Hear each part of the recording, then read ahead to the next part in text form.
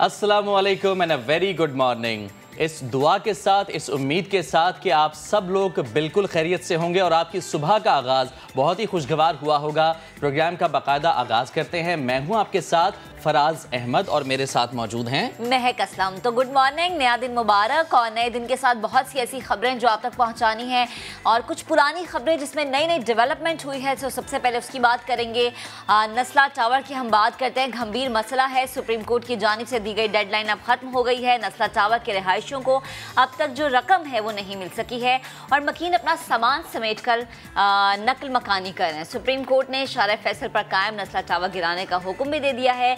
Flats के बिजली और पानी के जो कनेक्शंस हैं वो पहले ही काटे जा चुके हैं और ज़िला इंतज़ामिया ने टावर खाली करने के लिए रात 12 बजे तक की मोहलत दे रखी थी, यानी मोहलत अब ख़त्म हो गई है। और जो मकीन है नस्ला टावर के, वो ये कहते हैं कि मौजूदा मार्केट वैल्यू के हिसाब से हमें रकम दी जाए और अदालत ने जदीद टेक्नोलॉजी से इमारत को गिराने का हुक्म भी दिया। बिल्कुल, और इस हवाले से कमिश्नर कराची की जानिब से अखबारात में इश्तहार दे दिए गए हैं कि इमारत को गिराने की जो माहिर कंपनीज हैं वो जल्दी से जल्दी राब्ता करें और पेशकश उनसे तलब कर ली गई है। और इसके अलावा महंगाई के हवाले से बात कर लेते हैं। पेट्रोल की कीमतें जो कि कम होने का नाम तो नहीं ले रही, अलबत्ता बढ़ेंगी ज़रूर। अगले 5 महीने तक ये कीमतें बढ़ती रहेंगी। चेयरमैन ओगरा की जानिब से महंगाई के शिकंजे में जकड़ी अवाम को मजीद महंगाई के लिए तैयार रहने के लिए जो है कह दिया गया है। सेनेट की कायम कमेटी में यह बताया गया है कि मार्च तक पेट्रोलियम मसनूआत की कीमतों में कमी का कोई इम्कान नजर नहीं आ रहा। और दूसरी जानिब अपोजिशन जमातें जो हैं वो बढ़ती हुई महंगाई के खिलाफ मुसलसल एहतजाज कर रही हैं। हमजा शहबाज ये कहते हैं कि महंगाई के खिलाफ हर ऑप्शन पर बात की जाएगी और तहरीक अदम एतमाद भी एक आईनी ऑप्शन है। हमजा शहबाज ने यह भी कहा है 3 बरसों में महंगाई का 70 साला रिकॉर्ड टूटा है। इमरान खान को 1 करोड़ नौकरियों, 50 लाख घरों के झूठे वादों का हिसाब देना होगा। यानी अपोजिशन अब इस एक पेज पर हमें मुत्तफिक नजर आ रही है। वो ये कहती नजर आ रही है कि जो महंगाई उसके खिलाफ हम बाहर निकलेंगे, हम एहतजाज करेंगे। और आपको याद होगा कि गुज़श्ता हफ्ते हमने ये बात भी की थी कि महंगाई के खिलाफ अपोजिशन का जो एहतजाज है वो शुरू होने जा रहा है। लेकिन अगर ये एहतजाज अवाम के लिए किया जा रहा है और अवाम के मफाद के लिए किया जा रहा है तो एक साइड, लेकिन अगर ये सिर्फ सियासत चमकाने के लिए, उस वक्त को कैश करवाने के लिए किया जा रहा है तो फिर अपोजिशन जमातों से ये सवाल पूछना बनता है कि आपके दौरे हुकूमत में भी महंगाई थी और जब अवाम सवाल करते थे तो उन्हें कोई जवाब नहीं मिलता था। अब उस जवाब की बात करेंगे जो कि सीनियर क्रिकेटर को दिया गया और उन्हें कहा गया लाइव शो छोड़ने के लिए, तो वो बुरा मान गए और इसको तज़हीक अपनी समझा। इस पर सोशल मीडिया पर बहुत सारे तबसरे भी हो रहे हैं। सोशल मीडिया समेत हर प्लेटफॉर्म पर इस बात की जा रही है और एक तूफान भी बरपा हुआ है। सरकारी टीवी के एंकर को शुएब अख्तर की बात पसंद ना आई तो शो से उन्होंने जाने का कह दिया।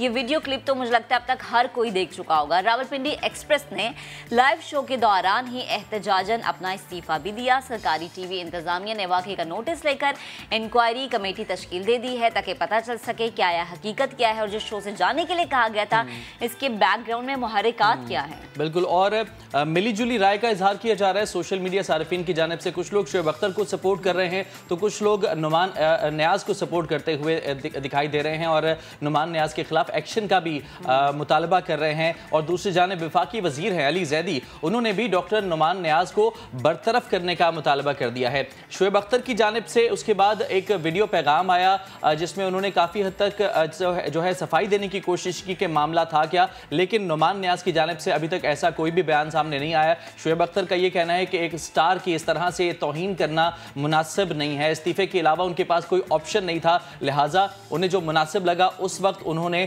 वही काम किया। और सोशल मीडिया की अगर बात की जाए तो जैसा कि महक ने बताया, वीडियो तमाम लोग देख चुके हैं और इस प्रोग्राम से पहले की जो बातें हैं, प्रोग्राम के पहले जो डिस्कशंस की जा रही थी वो शायद ज़्यादा लोग नहीं देख पाए क्योंकि पीटीवी की जानिब से इस शो को सोशल मीडिया से भी हटा दिया गया। लेकिन इस वक्त इन्वेस्टिगेशन की जा रही है और मामले को देखा जा रहा है कि किस तरफ बढ़ेगा। हम आगे बढ़ते हैं और आपको बताते हैं कि भारत और न्यूजीलैंड के खिलाफ शानदार फतह के बाद अब कौमी टीम कल अफगानिस्तान को चित करने के लिए मैदान में उतरने वाली है। पावर हिटर्स हैं हमारे सामने। अफगानिस्तान भी बहुत ही इंपॉर्टेंट मैच है। क्या हिकमत अमली अपनाई जाती है, क्योंकि अफगानिस्तान को हल्का लेना बिल्कुल भी नहीं है। अफगानिस्तान के खिलाफ कामयाबी से पाकिस्तान की सेमीफाइनल तक रसाई बिल्कुल आसान हो जाएगी, जबकि इब्तदाई मैच में हरीफ को आउट क्लास करने वाली अफगान टीम पाकिस्तान के लिए मुश्किलात पैदा कर सकती है। सो शाहीनों, बिल्कुल अफगानिस्तान को आपने लाइक है, बेस्ट ऑफ लक। बहुत अच्छी तैयारी करनी है आपने, और जब हम कल दोबारा से मैच देखने के लिए स्क्रीन के सामने बैठे तो हम ये कहें कि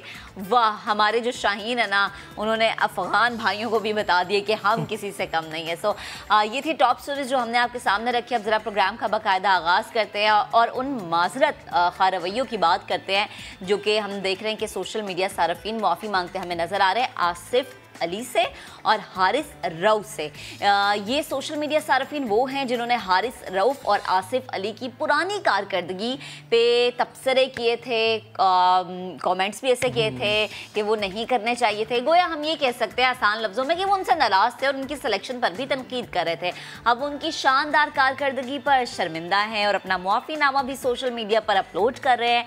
इन सब में मशहूर अदाकार फहद मुस्तफ़ा भी शामिल हैं जिन्होंने अपने सोशल मीडिया अकाउंट पर मुआफ़ीनामा अपलोड किया। अच्छा, वैसे ये एक बड़ी अच्छी चीज़ है कि आप अगर किसी पे तनकीद कर रहे हैं और फिर जब वो अच्छा काम कर रहे हैं तो आप उसको सराह भी रहे हैं। ये नहीं है कि आप सिर्फ तनकीद बराए तनकीद कर रहे हैं। ठीक है, आपके अंदर इतने भी गट्स और इतना हौसला है कि किसी की अच्छी चीज को भी सराहना। असल में ओपिनियन जो बिल्ड होता है वो बड़ी जल्दी बिल्ड हो जाता है और वो फिर टूटता भी उतनी जल्दी, चाहे वो नेगेटिव हो चाहे वो पॉजिटिव हो। लिहाजा जो एक कांस्टेंट चीज़ है वो पॉजिटिविटी होनी चाहिए, क्योंकि इससे पहले जब हमने देखा हारिस पर तनकीद की जाती रही और आसिफ की बैटिंग चल नहीं पा रही थी, बॉलिंग कुछ खास उनकी नहीं थी, लिहाजा पूरी तरह से ये तनकीद की जा रही थी कि आखिर क्यों इनको टीम में रखा गया है। लेकिन इन दोनों ने परफॉर्मेंस दिखाई और उनको इन्होंने पूरी दुनिया को बताया है कि क्यों हमें टीम में रखा गया है, जिसके बाद अब वो तमाम लोग जो कि तनकीद कर रहे थे अब वो एक माफीनामा बनाकर अपलोड कर रहे हैं। सोशल मीडिया पर मीम्स बन रही हैं। मीम्स की जो ये कम्युनिटी है ये किसी तरह से भी पीछे नहीं है।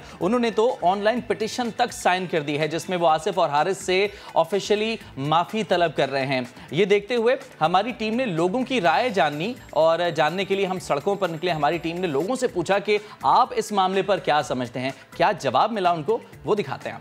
तो लोग क्रिट रहे हैं आसिफ पे और हारिस रऊफ पे। असल में इन दोनों ने ही परफॉर्म किया है। एक्स्ट्रा ऑर्डिनरी आर्टिफिशियल इंजीनियरिंग करने की ज़रूरत नहीं है।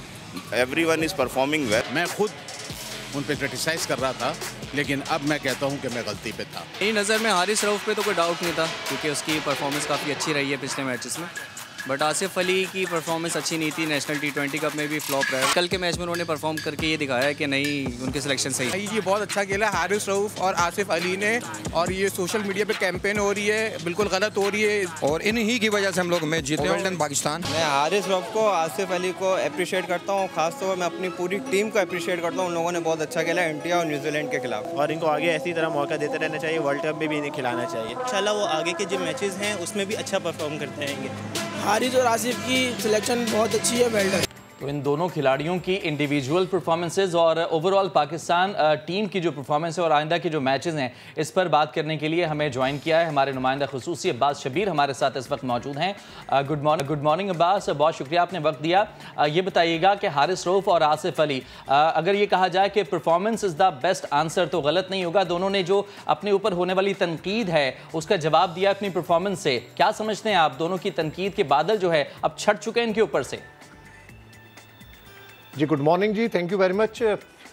सबसे पहली बात यह है कि हम तनकीद में इतने आगे निकल जाते हैं कि हमें पता ही नहीं चलता, और तारीफ़ में भी हम इतने आगे निकल जाते हैं कि बाद में जब हम तनकीद करते हैं तो हमें पता नहीं चलता कि हम कितने आगे निकल गए। हम अपना रिकॉर्ड निकाल के देख लें, हम अपने जो एक्स टेस्ट क्रिकेटर्स हैं उनका रिकॉर्ड निकाल के देख लें। आपने अवाम के वॉक्स पॉक्स दिखाए जिसमें कई लोगों ने कहा कि हमने तनकीद की थी और अब हम माफ़ी मांग रहे हैं।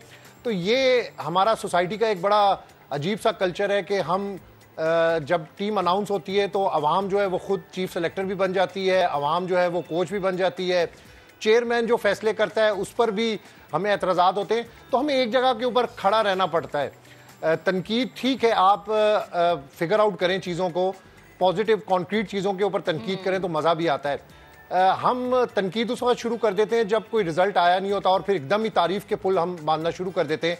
जैसा कि आपने अभी बताया कि हारिस और आसिफ अली के मामले के अंदर दोनों बड़े अच्छे कंसिस्टेंट प्लेयर हैं, ऑफ कलर रहे हैं माजी के अंदर, हर प्लेयर के साथ एक बैड पैच होता है, लेकिन इसका ये मतलब नहीं कि प्लेयर बिल्कुल खत्म हो जाता है। और अगर उनको इस बार T20 वर्ल्ड कप के लिए सिलेक्ट किया गया था, चीफ सेलेक्टर ने सिलेक्ट किया था या जिस मर्जी ने भी सिलेक्ट किया था, जिसकी भी कंसेंट शामिल थी, तो बाकायदा फैक्ट्स एंड फिगर्स को, उनका सारा रिकॉर्ड देखकर, उनको दुबई की विकेट्स और तमाम तर सर्कमस्टांसिस को देखकर उनको सिलेक्ट किया गया था। बहुत अच्छा परफॉर्म किया उन्होंने, हम कह सकते हैं कि कमबैक किया है पाकिस्तान ने। मुझे रमीज राजा साहब की एक बात बड़ी अच्छी याद आती है, जब न्यूजीलैंड टीम यहाँ से गई तो बहुत से लोगों ने उन पर तनकीद भी की कि आप ये बात क्यों कर रहे हैं। उन्होंने बड़ी ज़बरदस्त बात की थी कि जब अपनी आप टीम की परफॉर्मेंस बेहतर कर लेंगे तो खुद ब खुद जो बड़ी टीम्स हैं इंटरनेशनल, वो खुद आपसे खेलने के लिए तरसेंगी। और अब आप देखेंगे आपने इंडिया को किस तरह आउट क्लास तरीके से हराया, न्यूजीलैंड के खिलाफ आपने किस तरीके से अच्छी परफॉर्मेंस दी। तो इससे लगता है कि जो पाकिस्तान क्रिकेट टीम है वो विनिंग ट्रैक के ऊपर है। हमारे प्लेयर्स जो हैं, हार जीत खेल का हिस्सा होती है, बिल्कुल। प्लेयर्स के ऊपर बैड पैच भी आते हैं, प्लेयर्स फॉर्म के जैसे हम अंदर भी अपनी होते हैं। आवाम की बात करें ना, वो हमारी आवाम की तनकीद भी थोड़ी ऐसे ना कि दिल बर्दाश्त हो जाते हैं फौरन से, क्योंकि आपको पता है क्रिकेट से प्यार कितना है हमारी आवाम को, तो फौरन से थोड़ी तनकीद पे भी उतर आते हैं। अब जैसे आपने कहा कि माशाल्लाह से जो परफॉर्म किया है बेहतरीन, वो भारत के खिलाफ हो जाए या न्यूजीलैंड के खिलाफ हो जाए, और इस बात पे मोहर तब भी हम देखेंगे लग चुकी है जब वो सेमीफाइनल और फिर फाइनल में हमें नजर आएंगे। आपकी दूरंदेशी क्या कहती है जो हमारा अफगानिस्तान से कल मैच होने जा रहा है, क्योंकि अफगानिस्तान की टीम कोई आसान नहीं है, मुश्किल है टीम, तो आपको क्या लगता है कि क्या स्ट्रेटेजी होगी शाहीनों? देखिए इस वर्ल्ड कप में सबसे एक बड़ा मैच जो था वो पाकिस्तान इंडिया का था, नर्व्स गेम था। और जिस तरीके से पाकिस्तान टीम ने अपने पहले मैच के अंदर इंडिया को आउट क्लास किया है और इंडिया को हराया है, इससे टीम का बड़ा कॉन्फिडेंस हुआ है। प्लेयर्स का मोराल हम देख रहे थे न्यूजीलैंड के मैच के अंदर की, उनकी जो बॉडी लैंग्वेज थी वो टोटली डिफरेंट थी। हमें इस तरह नहीं लगता था कि ये वही प्लेयर हैं जिन पर तनकीद की जा रही थी सोशल मीडिया पर, इनकी सिलेक्शन के ऊपर तनकीद की जा रही थी। अब हम अफगानिस्तान के मैच के ऊपर आते हैं तो हमें किसी भी मैच को ईजी नहीं लेना चाहिए। अफगानिस्तान ने भी जो पहला मैच खेला है, और अपसेट T20 जो होता है वो अपसेट गेम होती है, जो टीम उस दिन मैदान के अंदर खेलेगी वही कामयाब होगी। तो हर मैच जो है वो एक टेस्ट मैच होता है पाकिस्तान के लिए, लेकिन पाकिस्तान का पलड़ा हम कह सकते हैं कि भारी है। पाकिस्तान के जो खिलाड़ी हैं उनकी बड़ी पॉजिटिव बॉडी लैंग्वेज है, और इस तरह लग रहा है कि मैं प्रेडिक्शन ही कर सकता हूं और उम्मीद कर सकता हूं और दुआ भी कर सकता हूं कि पाकिस्तान टीम जो इस वक्त इतनी फॉर्म के अंदर है वो वर्ल्ड कप के अंदर बहुत अच्छा परफॉर्म कर रही है, 2 मैचेस के अंदर किया है, और आगे भी अगर इसी तरीके से, इसी कंसिस्टेंसी के साथ प्लेयर्स खेलते रहे तो वर्ल्ड कप इंशाल्लाह हम जीत सकते हैं, बल्कि सेमीफाइनल फाइनल के लिए तो हम जरूर क्वालिफाई कर सकते हैं। अच्छा अब्बास भाई, ये बताइएगा कि जैसा कि आपने दोनों खिलाड़ियों के बारे में बात की, आसिफ और हारिस के हवाले से, पहले वो ऑफ कलर रहे, तनकीद हुई, उसके बाद फिर वो इतने कलरफुल हो गए कि वो अब छा गए हर तरफ। आप क्या समझते हैं T20 का जो ये फॉर्मेट है, इसके अंदर कोई 1-2 खिलाड़ी भी अगर परफॉर्म कर जाएं तो पासा पलट सकते हैं? आइंदा के लिए अगर आइंदा के मैचेस की बात की जाए तो वो खिलाड़ी जो अभी तक अपनी परफॉर्मेंस दिखा नहीं पाए हैं, कल के मैच के अंदर आपको लगता है कि कोई एक और नाम ऐसा सामने आ सकता है? अगर है तो कौन सा नाम ऐसा सामने आ सकता है जिससे उम्मीद लगाई जा सकती है कि वो दोबारा से पासा पलटने की सलाहियत रखता हो, इन तमाम लोगों के अलावा जो अभी तक परफॉर्म कर चुके हैं? देखिए हर मैच के अंदर 1 या 2 प्लेयर्स ऐसे होते हैं जो क्लिक करते हैं, चाहे वो बैटिंग के अंदर हो चाहे वो बॉलिंग के अंदर हो। शुक्र अल्हम्दुलिल्लाह कि हमारी जो बॉलिंग पेस है वो बड़ी अच्छी क्लिक कर रही है। शाहीन शाह आफरीदी हो गए, हसन अली हो गए, हारिस रऊफ हो गए, और फिर अगर हम बैटिंग साइड के ऊपर आते हैं तो बाबर आजम जो हैं वो इस वक्त आउट क्लास फॉर्म के अंदर है। रिजवान के ने जिस तरीके से पहले मैच के अंदर परफॉर्म किया, तो हर मैच जो होता है वो एक प्लेयर का मैच होता है। जो प्लेयर उस मैच में अच्छे तरीके से खड़ा हो जाए, विकेट के ऊपर बॉल को देख ले, समझ ले, आइस के ऊपर उसकी बॉल आ जाए, तो वो अच्छा परफॉर्म करता है। लेकिन हमें इस वक्त ज़रूरत है पूरी टीम की परफॉर्मेंस की। अगर हमने वर्ल्ड कप के अंदर आगे मैचेस के अंदर जीतना है, सेमीफाइनल के अंदर कामयाबी लेनी है, तो हमें टीम परफॉर्मेंस के ऊपर जाना होगा। और लग रहा है कि हमारी जो टीम परफॉर्मेंस है, जो खिलाड़ियों की बॉडी लैंग्वेज है, जो आपस के अंदर हमें अंडरस्टैंडिंग नज़र आ रही है, और जिस तरीके से वो एज अ टीम खेल रहे हैं, लग रहा है कि कोई एक प्लेयर भी जब भी क्लिक करता है तो सारे उसको किस तरीके से बैकअप करते हैं। ये बड़ा पॉजिटिव साइन है कि आपकी टीम के अंदर कोई रिफ्ट नहीं है, आप एज ए टीम खेल रहे हैं। और यही बड़ी पॉजिटिविटी होती है कि जब आप एक पॉजिटिव बिहेवियर के साथ, एक पॉजिटिव बॉडी लैंग्वेज के साथ मैदान के उधर उतरते हैं तो आपकी टीम को और आपको कामयाबी मिलती है। और यही पाकिस्तान का भी है इंशाल्लाह उम्मीद है कि जिस तरीके से उन्होंने 2 मैचेस के अंदर अपनी परफॉर्मेंस दी है, आइंदा आने वाले मैचेस, स्पेशली कल जो अफगानिस्तान के साथ मैच है उसमें भी पाकिस्तान बहुत अच्छा परफॉर्म करेगा इंशाल्लाह, और अच्छा परफॉर्म करना भी चाहिए ताकि डायरेक्ट सेमीफाइनल में हम पहुंच जाए। अब्बास, बेहद शुक्रिया, उम्मीद है आपकी हमारी टीम के साथ होंगी, आपकी क्या बल्कि पूरी पाकिस्तानी कौम जो है वो एक्सपेक्टेशन बहुत ज्यादा बढ़ी हुई है आजकल। और जो 2 हम मैचेस हरा चुके हैं ना, उसके बाद तो बस हमें लगता है कि हमारे शाहीन मैदान में उतरेंगे और इंशाल्लाह फिर से छा जाएंगे। अब एक ब्रेक लेते हैं, ब्रेक के बाद दोबारा हाजिर होंगे हमारे साथ भी।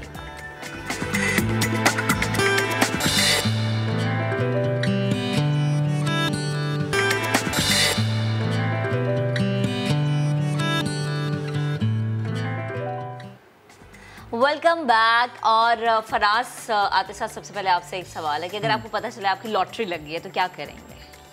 डिपेंड करता है कि कितनी लगी है। बहुत ही ज्यादा, अरबों में लगी हो तो पहले तो मैं 3-4 लोगों को बोलूंगा कि किसी तरीके से मुझे यकीन दिलाएं। अच्छा, मैं किसी को नहीं बताऊंगी मेरी लॉटरी लगी है। पहले 2-3 दिन खुद यकीन करती रहूंगी। तो वो कहते हैं ना कि देने वाला जब देता है तो छप्पड़ फाड़ कर देता है, और ऐसा ही कुछ हुआ। दुबई में मुकीम पाकिस्तानी के साथ एक ही दिन में अरबपति बन गए हैं वो। अरबपति इस तरह से बने कि 50 मिलियन दरहम की लॉटरी उन्होंने जीती है, और ये लॉटरी जीतने पर 36 साला जुनैद राना है। और जाहिर सी बात है, इतनी बड़ी रकम जब आपको मिले। पाकिस्तानी रुपीस में कितने बनते हैं तकरीबन? मेरे ख्याल में 2.25 अरब के आसपास करीब। काफी ज्यादा बनते हैं। तो सोचिए आप कि जब इतनी बड़ी लॉटरी लगेगी तो जाहिर है उसकी खुशी का तो कोई ठिकाना ही नहीं होगा। और जैसे वो खुशी अपनी सेलिब्रेट कर रहे हैं, तो एक रिपोर्ट है, ये आपको दिखाते हैं, या आप मनाजिर भी देख सकते हैं। रिपोर्ट में डिटेल्स आपको देंगे। दुबई में मुकीम पाकिस्तानी ड्राइवर ने 50 मिलियन दरहम की लॉटरी जीत ली। दुबई की निजी कंपनी में 6000 दरहम महाना पर ड्राइवर की नौकरी करने वाले जुनैद राना की जिंदगी उस वक्त बदली जब उन्हें मालूम हुआ कि वो मुत्तहिदा अरब अमारात की सबसे बड़ी लॉटरी जीत चुके हैं। 30 साला पाकिस्तानी ड्राइवर को 2 अरब 37 करोड़ पाकिस्तानी रुपए का इनामी चेक मिल चुका है। जुनैद राना चाहते हैं कि अब लॉटरी की रकम से पाकिस्तान में मुकीम अहलिया, 2 बच्चे और दीगर अहल खाना को वो दुबई बुलाएं और यहाँ के हर खूबसूरत नज़ारे की सैर कराएं। तो ये सब कमालात हैं अल्लाह ताला की खुदाई के, किसी को कहाँ से उठाकर कहाँ पहुँचा देता है, लेकिन अक्सर सख्त हालात और मजबूरी बचपन छीन लेती है। लाहौर की उरूज के साथ भी कुछ ऐसा ही हुआ है। बहुत ही मुश्किल हालात जिसमें वो ज़िंदगी गुजार रही हैं, इन हालात का वो मुकाबला कर रही हैं, लेकिन उरूज ने कभी हिम्मत नहीं हारी। और जब हम बात करते हैं ना फराज अपने इस प्लेटफॉर्म से बाहिम्मत लोगों की और ऐसे लोगों की जो कि हमारे लिए ज़िंदा मिसालें हैं, तो यकीन करें खुशी होती है कि हम ज़रिया बने हैं ऐसे लोगों का जो कि दूसरों तक बताते हैं कि हमने मुश्किल हालात में जितने चैलेंजेस देखे उसके बावजूद हमने हिम्मत नहीं हारी है। नन्ही उरूज ने हिम्मत दिखाई और इसके हलाल कमाने के लिए चना चाट का ठेला लगाया। आखिर उरूज इस काम को क्यों कर रही हैं, घर की क्या ऐसी मुश्किलात हैं, या घर की कौन सी ऐसी जिम्मेदारियां हैं जो कि अरूज ने अपने कंधों पर उठाई हुई, और वो चाहती हैं कि घर का जो खर्च है, जो घर का चूल्हा है, वो अरूज चलाएं और घर का सारा राशन खुद मैनेज करें, बजाय इसके कि उन्हें किसी के आगे हाथ फैलाने पड़े। तो हमारे नुमाइंदे अली रजा से हम जानते हैं। जी अली, बताइएगा। आज बिल्कुल चंद रोज़ पहले सोशल मीडिया पर एक तस्वीर वायरल होने में एक बच्ची जिसका नाम अरूज ज़हरा है, वो एक छोटा सा स्टॉल लगाकर उसमें आलू चने बेचती हुई दिखाई देती है। और इस वक्त हमारे साथ अरूज ज़हरा मौजूद हैं। आइए इनसे बात करने की कोशिश करते हैं। अरूज, क्या हाल है आपका? मैं ठीक।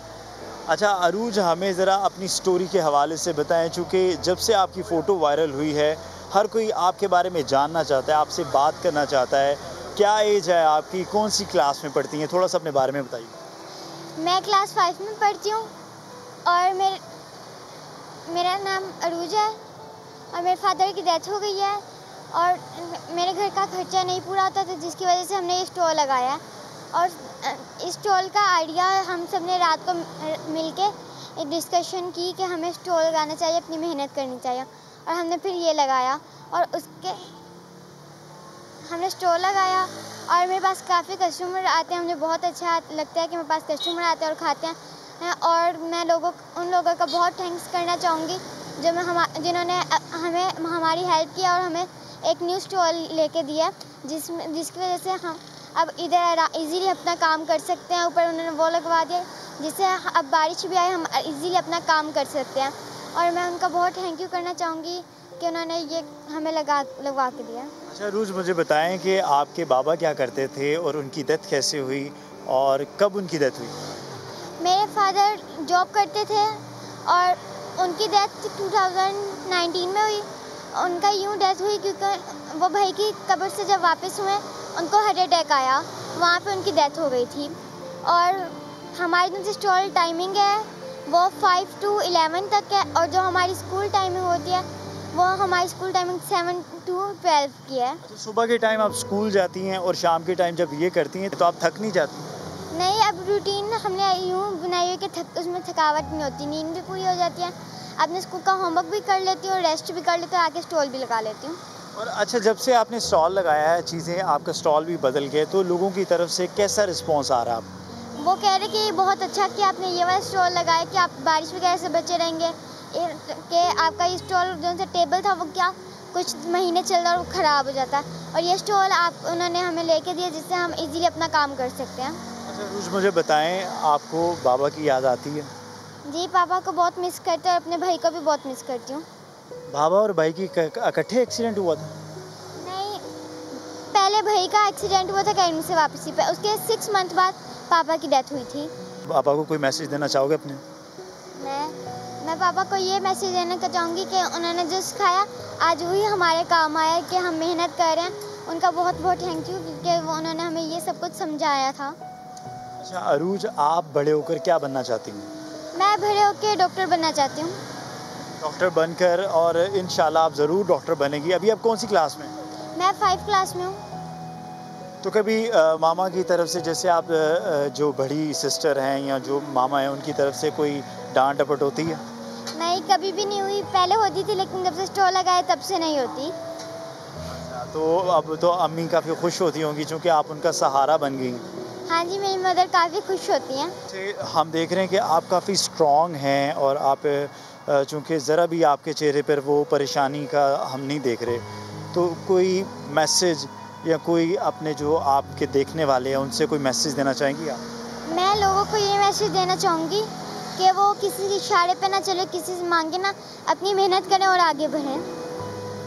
जी बिल्कुल, जैसा कि आपने जाना, अरूज जो है अभी 11 साल की, और लेकिन इनके हौसले काफ़ी बुलंद हैं और जैसे कि अब इन्होंने एक स्टेप लिया और माशाल्लाह उसमें दिन ब दिन बरकत आती जा रही है और लोग आ रहे हैं यहाँ पर, आकर जो मुखय्यर हजरात हैं वो इनकी हेल्प भी कर रहे हैं। लेकिन जिस घर में ये भी रह रहे हैं, ये घर इनका अपना नहीं है और इनका यही रिक्वेस्ट है कि हमें रहने के लिए एक परमानेंट प्लेस फ्राहम की जाए ताकि ये लोग वहाँ पर रह सकें। और अरूज हमारे मुआशरे के बहुत सारे ऐसे जो लोग हैं जो कि हाथ फैलाते हैं, उनके लिए एक रोल मॉडल हैं, जो कि अभी 11 साल की हैं और अपने घर के जो मामलात हैं उनको चलाने के लिए ये ख़ुद स्टॉल लगा रही हैं और बहुत सारे जो हमारे लोग हैं उनके लिए रोल मॉडल बन रही हैं। जी बहुत शुक्रिया अली। ख़ुददारी है, मेहनत है, हार्ड वर्किंग ये बच्ची 11 साल की उम्र में ज़िंदगी क्या कुछ सिखा रही है इस मासूम सी बच्ची को, और इस बच्ची ने किस तरह से अपने आप को अपने पैरों पर खड़ा किया है अपने वालिद के बाद। वरना इस एज में जब मासूम से बच्चे होते हैं, ख़वातीन अकेली हो जाती हैं, तो उनके पास सिर्फ यही ऑप्शन रह जाता है, या तो वो अपने बिल्कुल रिश्तेदारों के आगे हाथ फैलाना। लेकिन देखें, उसने जिसने खुददारी का मुजाहरा किया और उसने बताया कि जो हमारे बाबा ने हमें सिखाया वो आज हमारे काम आ रहा है। यानी उनके वालिद साहब भी इतने खुददार थे, वो सिखाते थे कि बेटा मेहनत करके कमाना, कभी किसी के आगे हाथ नहीं फैलाना। जब मेहनत की बात करते हैं ना, तो ये चीज़ हमेशा याद रखनी चाहिए कि मेहनत में अज़मत है, और मजदूरों से बेहतर तो कोई जानता नहीं। क्योंकि जब हम लेबर डे सेलिब्रेट कर रहे होते हैं ना, तो होता ये कि सबको छुट्टी होती है, लेकिन जिनका वो दिन होता है वो भी काम कर रहे होते हैं। मजदूर के इस मुआशरे में जितनी अहमियत है उसको जानना बहुत ज़रूरी है। इनकलाबी इक़दामात उठाए गए हैं। हुकूमत पंजाब एक और अहम कदम उठाने जा रही है। अब सूबे में मजदूरों का तहफ़्फ़ुज़, इसको यकीनी बनाया जाएगा। ज़िंदगी को सहूलियात से आरास्ता किया जाएगा। सेहत से जुड़े मसाइल भी अब हल हो जाएंगे। क्यों? क्योंकि सूबे की तारीख में पहली बार ऐसा होने जा रहा है कि 11 लाख गरीब मजदूरों के लिए पंजाब मजदूर कार्ड का इजरा होगा। कार्ड के जरिए मजदूर की कम से कम जो उजरत है उसकी फराहमी को यकीनी बनाया जाएगा।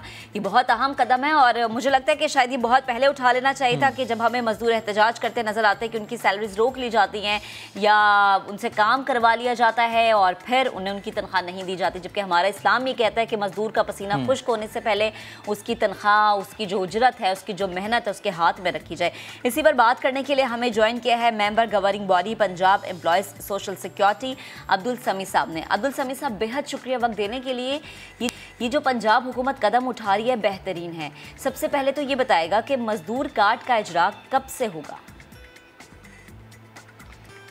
बिस्मिल्लाहिर्रहमानिर्रहीम। बहुत शुक्रिया जी, आपने मुझे मौका दिया ताकि पंजाब के मज़दूरों को जो सोशल सिक्योरिटी कार्ड हम देने जा रहे हैं उसके मतलब मैं दोस्तों को आगाह कर सकूं। 15 नवंबर से ये इंशाल्लाह इसका इजरा हो जाएगा और ये इस वक्त इसकी प्रिंटिंग बड़ी तेज़ी से हो रही है और ये बेसिकली 1965 से लेके अब तक जब से पाकिस्तान बना है, सोशल सिक्योरिटी का पहले तो निज़ाम नहीं था। जब निज़ाम बना तो उस निज़ाम के ऊपर सोशल सिक्योरिटी के कार्ड्स लोगों को नहीं मिले। यहाँ पे जो वज़ीर आज़म पाकिस्तान और वज़ीर आला पंजाब जनाब सरदार उस्मान बुज़दार साहब ने जो एक एफ़र्ट की और हमारी लेबर की जो मिनिस्ट्री है, इनकी जो एक बहुत बड़ी एक काविश है कि जो पंजाब का हर मज़दूर है उसके हाथ में उसका सोशल सिक्योरिटी कार्ड हो और ये सोशल सिक्योरिटी कार्ड के ज़रिए बुनियादी तौर पर उसको सेहत की सहूलतें मिल सकें।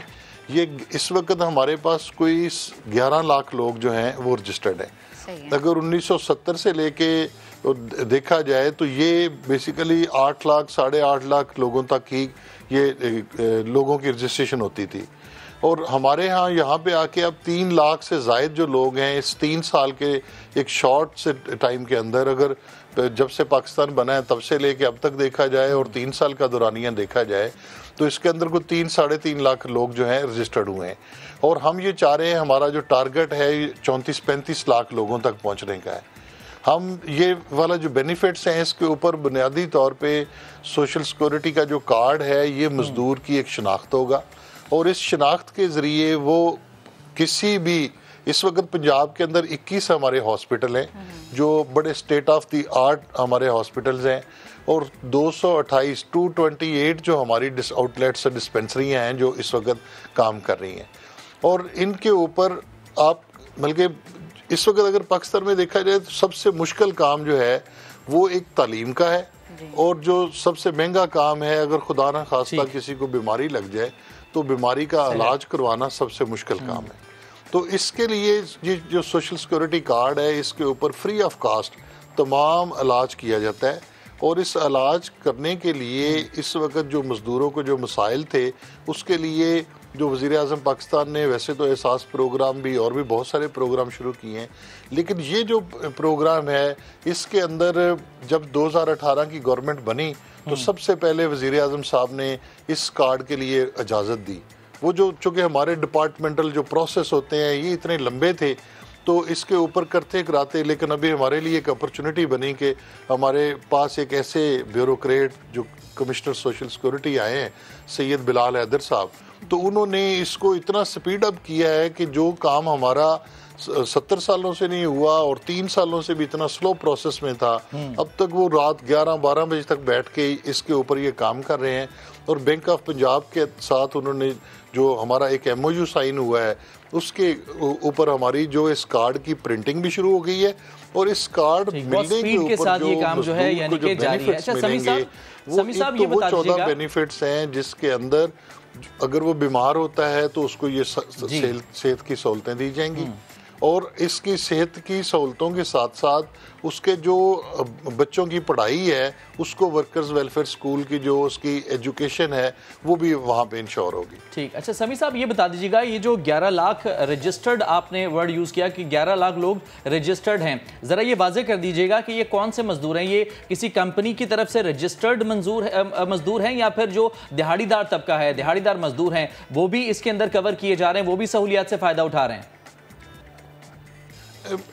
बिल्कुल, ये जो सोशल सिक्योरिटी कार्ड है बेसिकली जिसको आप दिहाड़ीदार वर्कर कहते हैं, दिहाड़ीदार इनफॉर्मल सेक्टर के अंदर आता है और फॉर्मल सेक्टर, ये दोनों सेक्टर जो है बेसिकली आईने पाकिस्तान के मुताबिक तो सोशल सिक्योरिटी फॉर ऑल है। ठीक है, यहाँ पे जो सोशल सिक्योरिटी का अभी तक जो निज़ाम है उसके अंदर हम अमेंडमेंट्स भी करने जा रहे हैं सोशल सिक्योरिटी का जो निज़ाम है इसके अंदर जो फॉर्मल सेक्टर है, फॉर एग्जांपल इंडस्ट्री है, कमर्शियल अदारे हैं, उन कमर्शियल अदारोों के जो रजिस्टर्ड वर्कर्स हैं वो अभी इसके अंदर फ़ायदा उठा सकते हैं। हमारे जो स्टैटिस्टिक्स हैं उसके मुताबिक इस वक्त हमारे पास रजिस्टर्ड 11.25 लाख है पंजाब के, लेकिन जो स्टैटिस्टिक्स हैं उसके अंदर कोई 34 लाख हैं। वैसे जो पाकिस्तान के अंदर दिहाड़ीदार और सारे मजदूर अगर डाले जाएं इनकी तादाद कोई 2.5 करोड़ से ज़्यादा बनती है। तो ये हमारा टारगेट तो उस 2.5 करोड़ तक पहुंचने का है, लेकिन फर्स्ट फेज के अंदर चूंकि 70 साल के अंदर इसके ऊपर काम ही नहीं हुआ तो इसके ऊपर अब स्पीड अप हमने काम किया है। और हमारी जो ब्यूरोक्रेसी खास तौर पर हमारे सेक्रेटरी कमिश्नर साहब जो इसके ऊपर बड़ी एफर्ट की है, और ये हमारी एक रोल मॉडल है पूरे पाकिस्तान के जो दूसरे सूबे हैं उनके लिए भी कि वो इसकी तकलीद कर रहे हैं। और पंजाब चूँकि हमेशा इसके अंदर इसने लीड ली है, तो हमने पंजाब के अंदर ये 11 लाख मजदूरों को जो कार्ड मिलेंगे ये वो होंगे अभी जो ऑर्गेनाइज सेक्टर है, फॉर्मल सेक्टर है उसके अंदर। जो दिहाड़ीदार है इसको अभी एहसास प्रोग्राम में रजिस्टर्ड किया गया है, लेकिन वो जो लोग हैं उनको भी हम आने वाले टाइम के अंदर ग्रेजुअली, चूंकि वो लोग किसी ना किसी कंस्ट्रक्शन कंपनी में काम कर रहे होंगे, तो कंस्ट्रक्शन कंपनियां जो है उनको भी हम रजिस्टर्ड कर रहे हैं, क्योंकि वो भी अब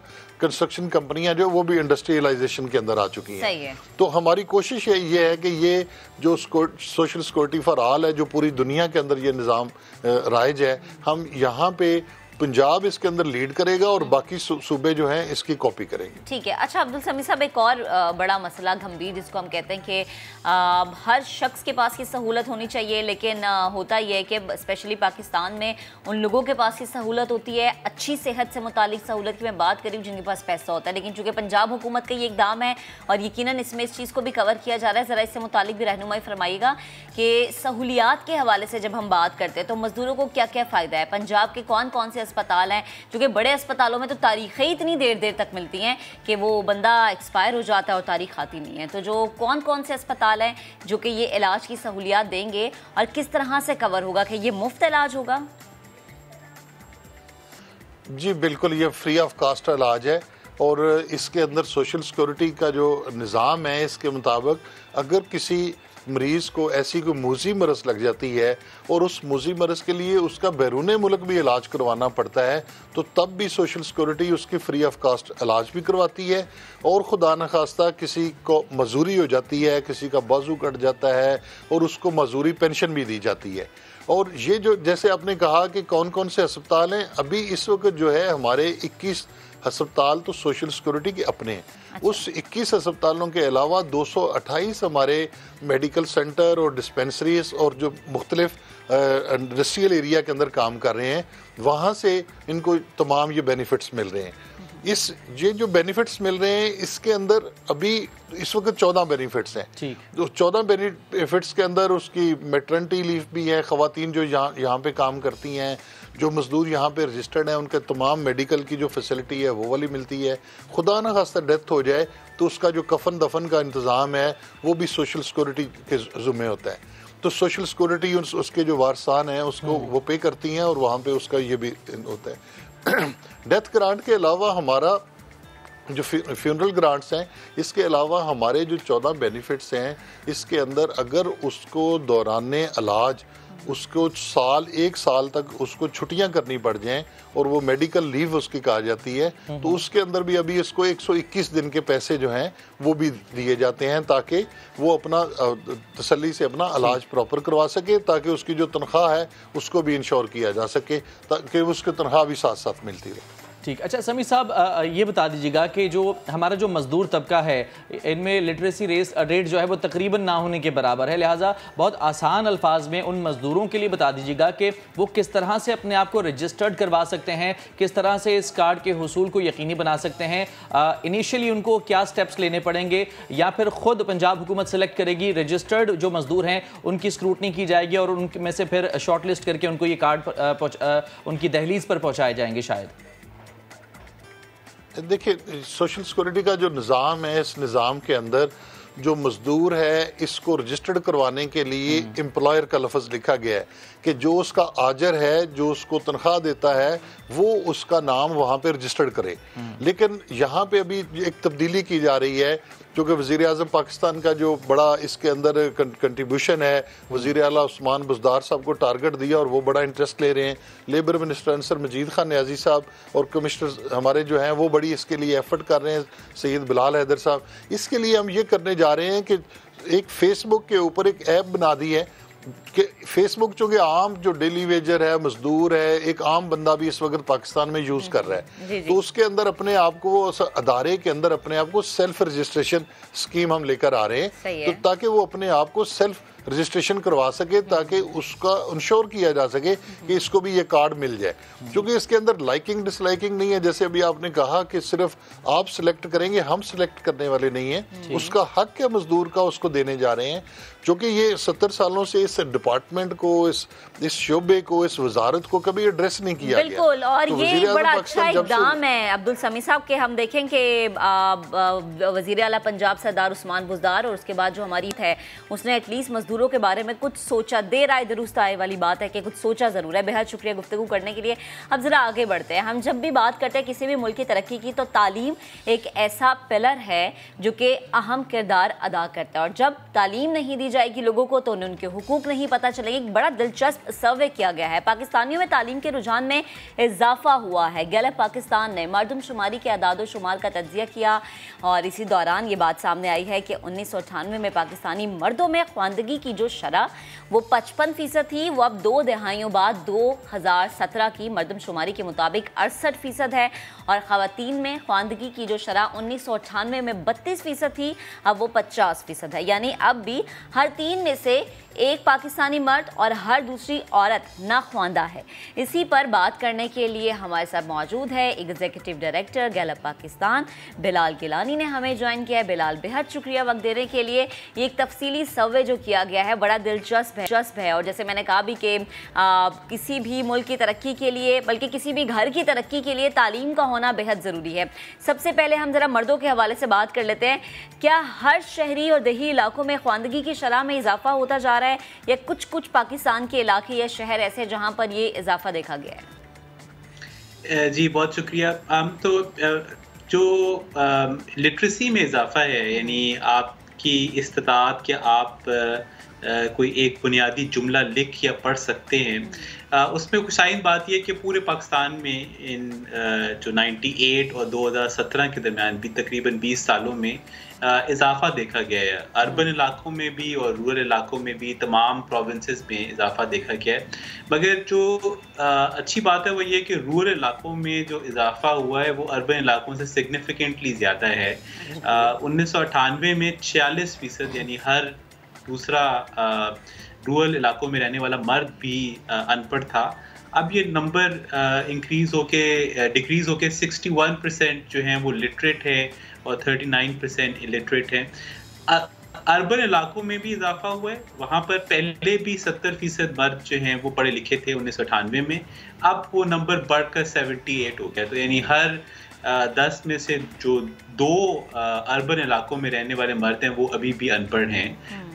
तो इजाफा तमाम इलाकों में देखा गया है। कुछ इलाकों में जैसे रूरल इलाकों में इजाफा ज़्यादा हुआ है, अर्बन इलाकों में इजाफा थोड़ा सा कम देखा गया। अच्छा बिलाल साहब, ये बताएगा कि अगर हम अपने सूबों की बात करें तो कौन सा ऐसा सूबा है जहां पर सबसे कम रेट देखा जा रहा था लिटरेसी के हवाले से? अभी तक हम सिर्फ मर्दों के हवाले से बात करें, ख़वातीन की हम बात करेंगे क्योंकि ख़वातीन की जो लिटरेसी रेट है उसमें इजाफा बड़ी खुशाइंद और पॉजिटिव चीज़ है पाकिस्तान के लिए। कौन सा ऐसा सूबा है, अगर पिछले 20 सालों की रीडिंग्स की बात की जाए तो वहाँ मर्दों की जो ख़वानदगी है इसमें काफ़ी ज़्यादा अच्छा जो है इजाफा देखा गया है? जी बिल्कुल। तो मर्दों में अगर हम शरह देखें तो सबसे कम शरह ख्वानदगी की जो 1998 में थी वो फाटा के इलाकों में थी, जो फेडरली एडमिनिस्ट्रेटेड ट्राइबल एरियाज जिनको हम पहले कहते थे, उनमें इजाफा सबसे ज़्यादा देखा गया। तो वहाँ पर 30% से बढ़कर अब 56%, तकरीबन 26% इजाफा जो है वहाँ देखा गया है। तो सबसे यानी सरे फहरिस्त इजाफा वहाँ देखा गया है। सही है। इसके बाद जो इजाफा देखा गया है वो बलूचिस्तान में है। अगेन वहाँ पर 34%, यानी हर 10 में से तीसरा जो 7 लोग जो थे वो नाख्वानदा थे।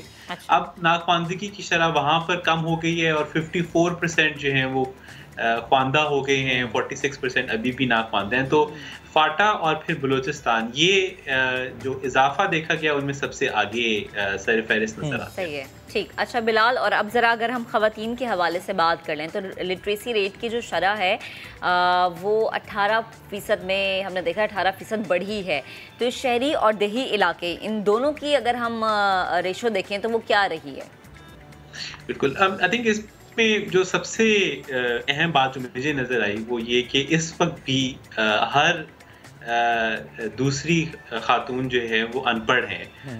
तो हम जो कौमों की फहरिस्त में इस बुनियादी नुक्ते के ऊपर काफ़ी ज़्यादा कमज़ोर हैं। यानी पाकिस्तान ने बहुत सी चीज़ों में इम्प्रूवमेंट भी दिखाई है, कोशिश भी जारी रखी है, मगर ख़वातीन की ख्वांदगी के बारे में हम अभी भी बहुत पीछे हैं। इजाफा यकीनी तौर पर हो रहा है, मसलन रूरल इलाकों में आपको हैरानी होगी कि 1998 में रूरल इलाकों में हर 10 में से 8 ख़वातीन जो हैं वो नाख्वांदा थीं।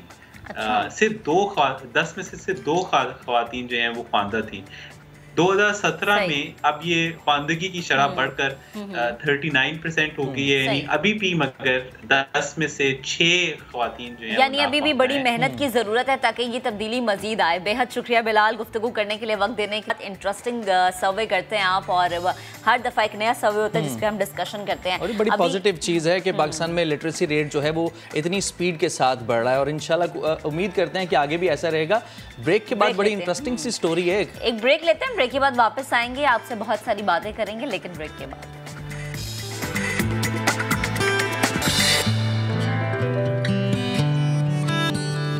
Welcome back. अच्छा फराज, ये स्टोरी अपने नाज़रीन को बताने से पहले एक सवाल है। अब आप कहेंगे यार मैं कितने सवाल पूछती है। आप जब रुखसती हुई थी तो आपकी बेगम रोई थी रुखसती पे? हाँ, सब रोती हैं तकरीबन। अच्छा, मैं वैसे बहुत हल्का फुल्का रोई थी, लेकिन कोई है ऐसा जो कि बिल्कुल भी नहीं रोया और दुल्हे को खुद साथ वाली सीट पे बिठाया और गाड़ी ड्राइव की ओर चले गए। अब आप कह रहे होंगे ये कौन सी दुल्हन है, ये रवायत किसने तोड़ दी? ऐसी ही दुल्हन से हम आपको मिलवा रहे हैं जो रुखसती के वक्त जज्बाती तो हुई लेकिन रोने की रवायत को उन्होंने तोड़ दिया। वो ना सिर्फ मुस्कुराते चेहरे के साथ रुखसत हुई बल्कि दुल्हा को खुद गाड़ी ड्राइव करके अपने साथ ले गई। जल्दी थी या पता नहीं क्या था। सोशल मीडिया पर हुंजा से ताल्लुक रखने वाले नौबयाता जोड़े की वीडियो जो है वो खूब वायरल हो रही है। सब सराह भी रहे हैं, कॉमेंट्स भी कर रहे हैं सोशल मीडिया सार्फिन। अकमल अली और उनकी अहलिया सोबिया के इस अंदाज को सराहा जा रहा है। इसी पर बात करने के लिए खुद सोबिया और अकमल ने हमें ज्वाइन कर हमसे उनसे जानेंगे कि ये क्या पहले से सोच रखा था या सोबिया को जल्दी बहुत थी। तो ये जान लेते हैं। अस्सलाम वालेकुम सोबिया और अकमल, गुड मॉर्निंग, कैसे हैं आप? बहुत बहुत मुबारक हो शादी की। अस्सलाम वालेकुम महक, कैसी हैं आप? अल्हम्दुलिल्लाह बेहतरीन। Thank you so much, thank you so much. अच्छा सोबिया, ये जो हम मनासिर देख रहे हैं ना, बड़े इंटरेस्टिंग और मैं कहती हूँ बड़े मुनफरिद है कि अच्छा एक तो जज्बाती आप हो गई लेकिन आपने रोने को कंट्रोल कर लिया, लेकिन जो दूसरी चीज़ ना कि गाड़ी खुद आपने ड्राइव की, ये बिल्कुल उसी टाइम आपके जहन में आया कि भाई बस बहुत हो गया, आप गाड़ी चलानी और जाना है यहाँ से, यही पहले से सोच रखा था? किसका आइडिया था? ऐसा कुछ नहीं था। हम घर से काफी फासले पे अकमल का घर है, तकरीबन 2-2.5 घंटे का। तो हम ऐसा हमारा प्लान भी नहीं था कि हम लोग, मैं गाड़ी ड्राइव करूंगी या फिर ऐसा कुछ होगा। मैं घर से रुखसत होके हम लोग निकल गए। घर पे जब रुखसती थी तब रोना आ रहा था, लेकिन 2.5 घंटे का रास्ता पूरा रोते रोते तो गुजारना शायद मुझसे भी होगा। तो फिर हम लोग जा रहे थे, अकमल ड्राइव कर रहे थे गाड़ी। बीच में सनरूफ पे मुझे चढ़ाया गया शूटिंग के लिए हमारे दोस्तों ने। अच्छा, उसी मैंने नीचे देखा अकमल ड्राइव कर रहे थे, मैंने कहा अकमल मैं ड्राइव करूं? तो अकमल ने कहा आज ड्राइव करो। वो कोई प्री प्लान नहीं था, कोई ऐसा चीज नहीं थी। फिर सारी रैंडमली एक वीडियो बन गई यानी कि उतरी। तो फिर हम लोगों ने ड्राइव किया। जी रैंडम हुआ था, बहुत रैंडम था। अच्छा सोबिया, एक चीज होती है ना खवातीन, जैसे अगर मैं सोचूं ना तो मैं तो इसलिए अपनी रुखसती पे कम रही कि मेरा मेकअप इतना महंगा था तो मेकअप खराब ना हो जाए, क्योंकि बाद में भी फोटो शूट कराना होता है। तो आपके भी जहन में यही था कि बिल्कुल आंसू नहीं बहाने, मेकअप खराब हो जाएगा? नहीं, मुझे खुद मेकअप करना थोड़ा सा आता है, तो मैंने कहा 2.5 घंटे का रास्ता मैं कैरी भी करूं। एक्चुअली मैं स्पोर्ट्स पर्सन हूँ, तो हमें मेकअप से ज्यादा इतनी लगाव नहीं होती। तो बहुत मुझे उसका फर्क कुछ नहीं पड़ रहा था कि मुझे मेरा मेकअप है या फिर मेरा लहंगे को मैंने ये उठाया, जाके बैठ गई ड्राइविंग सीट पे। मैंने जब वो मुझे गुस्सा भी आ रहा था कि नीचे से गाड़ी बहुत गलत तरीके से आ रही थी, तो वो इस वीडियो में नहीं आई। हम लोग जब वीडियो बना रहे थे, हमारे दोस्तों ने वो वीडियो एक ऐसी रैंडम है, अभी तक हमारे फोटोग्राफर ने हमारी एक्चुअल पिक्चर्स नहीं भेजी, ये वायरल पता नहीं कैसे होगी, हमें 3 दिन बाद पता चला। आप पहले इस वीडियो को एंजॉय करें, क्योंकि ये सोशल मीडिया पर और भी बहुत सारे लोग आपके साथ एंजॉय करें। अच्छा अकमल, आप ये बता दीजिएगा कि इस वीडियो के वायरल होने के बाद रिएक्शंस किस तरह के आ रहे हैं? क्योंकि आमतौर पर एक रिवायती जो शादी होती है, शादी के बाद रुखसती होती है, दूल्हा दुल्हन गाड़ी के पीछे बैठते हैं, दुल्हन तो कुछ करना तो ज़रूर, बात करना तो जो है एक तरफ, शायद वो चेहरा भी नहीं दिखा पाती क्योंकि इतना रो रही होती है। लेकिन आपके केस के अंदर जो मामला है वो बिल्कुल ही उलट था। रिएक्शंस दोस्तों के, रिश्तेदारों के किस तरह के मिल रहे हैं आपको? दोस्तों रिश्तेदारों को पता था कि सोबिया है, काफी कॉन्फिडेंट है इन चीजों के मामले में, लेकिन बाहर से जो रिस्पांस मिला वो नेगेटिव भी था, पॉजिटिव भी था। कुछ लोग भी बहुत अच्छे से रहे थे, कुछ नेगेटिव थे। नेगेटिव जो थे वो उनके लिए ठीक था कि हमारी तरफ से हमने रैंडम किया था, हमें नहीं था पता वायरल हो जाएगा। अगर हम ये सोचते कि अच्छा ये वायरल होना है, तो मैं भी कोशिश करती कि मैं थोड़े से आंसू लेकर आती, कहीं से प्याज ढूंढ लेती, लेकिन ऐसा हुआ नहीं, हो गया। तो इट वाज गुड, सही था, अच्छा था। अच्छा, मैं सुबह ये चाहूंगी कि मैं अकमल से भी बात करूं, क्योंकि वो बड़े खामोश मुझे लग रहे हैं। अकमल, आपकी इस खामोशी को मैं क्या समझूं? आप पूरा हक दे रहे हैं बेगम को बोलने का कि बाद में रहना तो बेगम के साथ ही है। आपने हथियार डाल दिए लगता है शुरू से ही। नहीं, ऐसी बात नहीं है, लेकिन हक तो शुरू के दिन से था। जब निकाह हुई उसके बाद तो हक तो आपको पता है टोटली जाता है बेगम को। कोऑपरेटिव है, एक दूसरे को समझते हैं, बस अल्लाह का शुक्र है कि आज आप लोगों के साथ हैं। सही, और माशाल्लाह वो कहते हैं ना, अल्लाह जिससे इज्जत दे। अच्छा अकमल, जैसे सोबिया ने जिक्र किया ना कि वो उनका ताल्लुक स्पोर्ट्स से है, खेल से वाबस्ता है वो, तो वो जो लड़कियां खेल से वाबस्ता होती हैं ना, वैसे ही कोई अपने मेकअप की तरह वो नहीं होता। अच्छा मुझे बताएं कि आप भी खेल से ही वाबस्ता हैं? मेरा खेल से कोई ताल्लुक नहीं है। तो फिर ये शादी कैसे होगी? Love marriage, arrange marriage? It's love marriage. अच्छा चले फिर हम स्टोरी भी सुन लेते हैं, कहाँ मिले थे, और क्या कोई आप कोई सोबिया जो है उन्होंने इनवाइट किया था, कोई कुछ आप कोई इवेंट वगैरह देखने गए थे? उसकी थिंकिंग इस्लामाबाद जैसी हमारी खवातीन है इस्लामाबाद के, कहा कि ब्रॉड माइंडेड है। मैंने कहा ओके। उसके बाद उसने कहा कि ये वो चीज़ों को एक्सेप्ट करती है, चीज़ एंटरप्रेन्योर सॉरी। तो मैंने कहा यार I would love to meet her ना। तो जब मैं सोबिया से मिला कैफेटेरिया में यूनिवर्सिटी के, तो she were like bro type ना, क्योंकि she is a taekwondo player, so Tom boy थी। मैंने कहा ओके शी इज गुड। तो बस फिर दोस्ती में हम आ गए, दोस्ती के बाद हम लोग आ गए पार्टनरशिप में। यूनिवर्सिटी खत्म, फिर हम पार्टनर्स हो गए। फिर मैंने ऑफर दिया सोबिया को, you like to marry me. सही। अच्छा सोबिया हंसी जी। अच्छा सोबिया ये बताइएगा, अमूमन एक ये कॉन्सेप्ट है कि शायद जो पहाड़ी इलाके हैं, जैसे आप हुंजा से ताल्लुक़ रखती हैं, वहाँ के लोग काफ़ी जो है कंजर्वेटिव होते हैं या फिर बहुत ज़्यादा ब्रॉड माइंडेड नहीं होते हैं। ये तासुर जो है आपने उसको ज़ायल कर दिया पूरी तरह से। क्या कहना चाहेंगी? आपका जो एरिया है यकीनन वहाँ बहुत पढ़े लिखे लोग अब रहते हैं, वो जो एक रिवायत थी या वो तरीक़ाकार जो था वो शायद तब्दील हो चुका है, लोग मॉडर्न हो चुके हैं। जी जी बिल्कुल। मैं गिलगित की हूँ, एक्चुअली मैं गिलगित का शहर है दनियोर, वहाँ की हूँ। अकमल हुंजा के हैं। तो गिलगित और हुंजा में ये है कि काफ़ी हद तक बहुत फ़र्क है। गिलगित के अंदर बहुत ज़्यादा डाइवर्सिटी है, बहुत सारे लोग होते हैं। हुंजा के अंदर एक ही तरह के लोग, एक दूसरे के रिश्तेदार और रिलेटिव्स, ऐसा एक माहौल, फैमिली सिस्टम, एक तरह से खानदान का सिस्टम है वहाँ पर।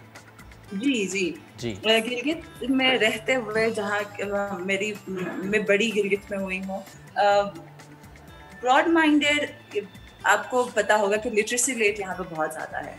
ब्रॉड माइंडेड इसीलिए है कि हमारे पेरेंट्स समझते हैं, बहुत ज़्यादा यहाँ के लोग घूमे फिरे हैं, अपने बच्चों को भेजा है यहाँ पे। तालीम यहाँ की बहुत अच्छी है, लेकिन जो आला तालीम हम लोग कह सकते हैं, उसके लिए फिर हम लोग ब्रॉड भेजते हैं अपने बच्चों को, या फिर शहरों में भेजते हैं, वहाँ से आते हैं पॉजिटिव चीज़ें लेकर आते हैं यहाँ के बच्चे।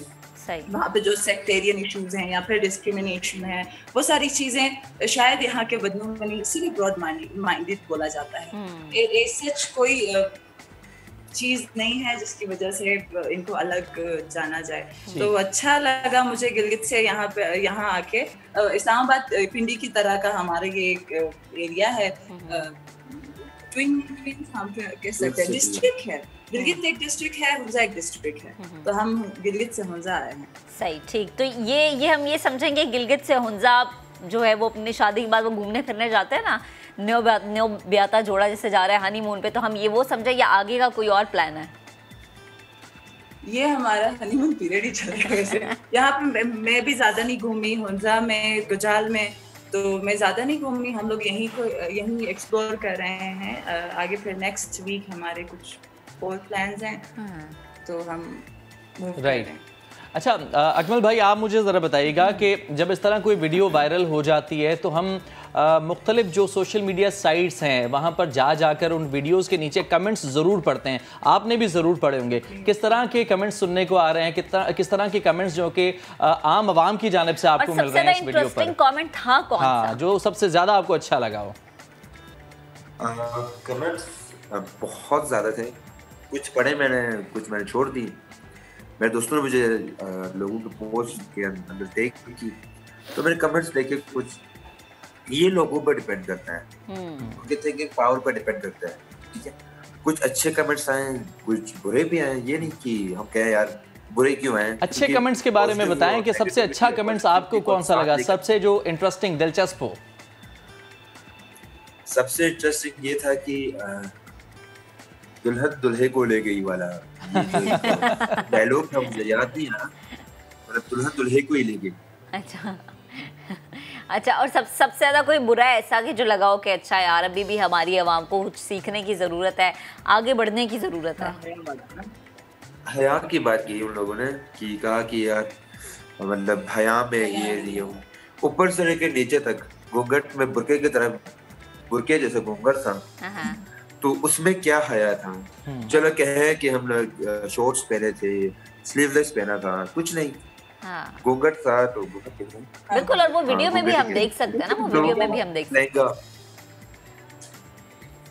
सॉरी, मैंने कहा और वो मनाजिर भी हम देख सकते हैं कि किस तरह से वो एक प्रॉपर ड्रेसअप थी, जो हमारा एक कल्चर है, हमारी रिवायत है, फैमिली के साथ थे, अपने घर के लोगों के साथ थे। जी, वही बात ना, जब उन लोगों ने बात की हया, वैसे तो बड़ी हयादार बनती है, यहाँ पे गाड़ी पे चढ़ी, मैंने कहा कि वैसे भी मैं वैसी हूँ, यहाँ पे भी मैं वैसी हूँ, तो इसमें हया की कौन सी बात है। बुर्का पहना हुआ पूरा ऊपर से नीचे तक, तो वो चीज थोड़ी सी पिंच करी थी उस बात में। बाकी सब ठीक था, सबकी अपनी राय होती है, तो हमने अप्रिशिएट किया। मैंने मना भी किया अकमल को, मैंने कहा कि कमेंट्स मत पढ़ा करो। चलें, छोड़ें इन बातों को, छोड़ें नेगेटिव कमेंट्स की हम बात ही नहीं करेंगे। सोबिया, ये बताएं कि आपका जो प्रोफेशन है, जो आपकी फील्ड है ताइक्वांडो, उसके बारे में ज़रा बताएं, किस तरह से आपने स्टार्ट किया और इस वक्त क्या पोजीशन है, क्या मैचेस हैं, क्या आपकी पोजीशन है, क्या आपकी एक्सपर्टीज़ हैं इस स्पोर्ट्स के अंदर?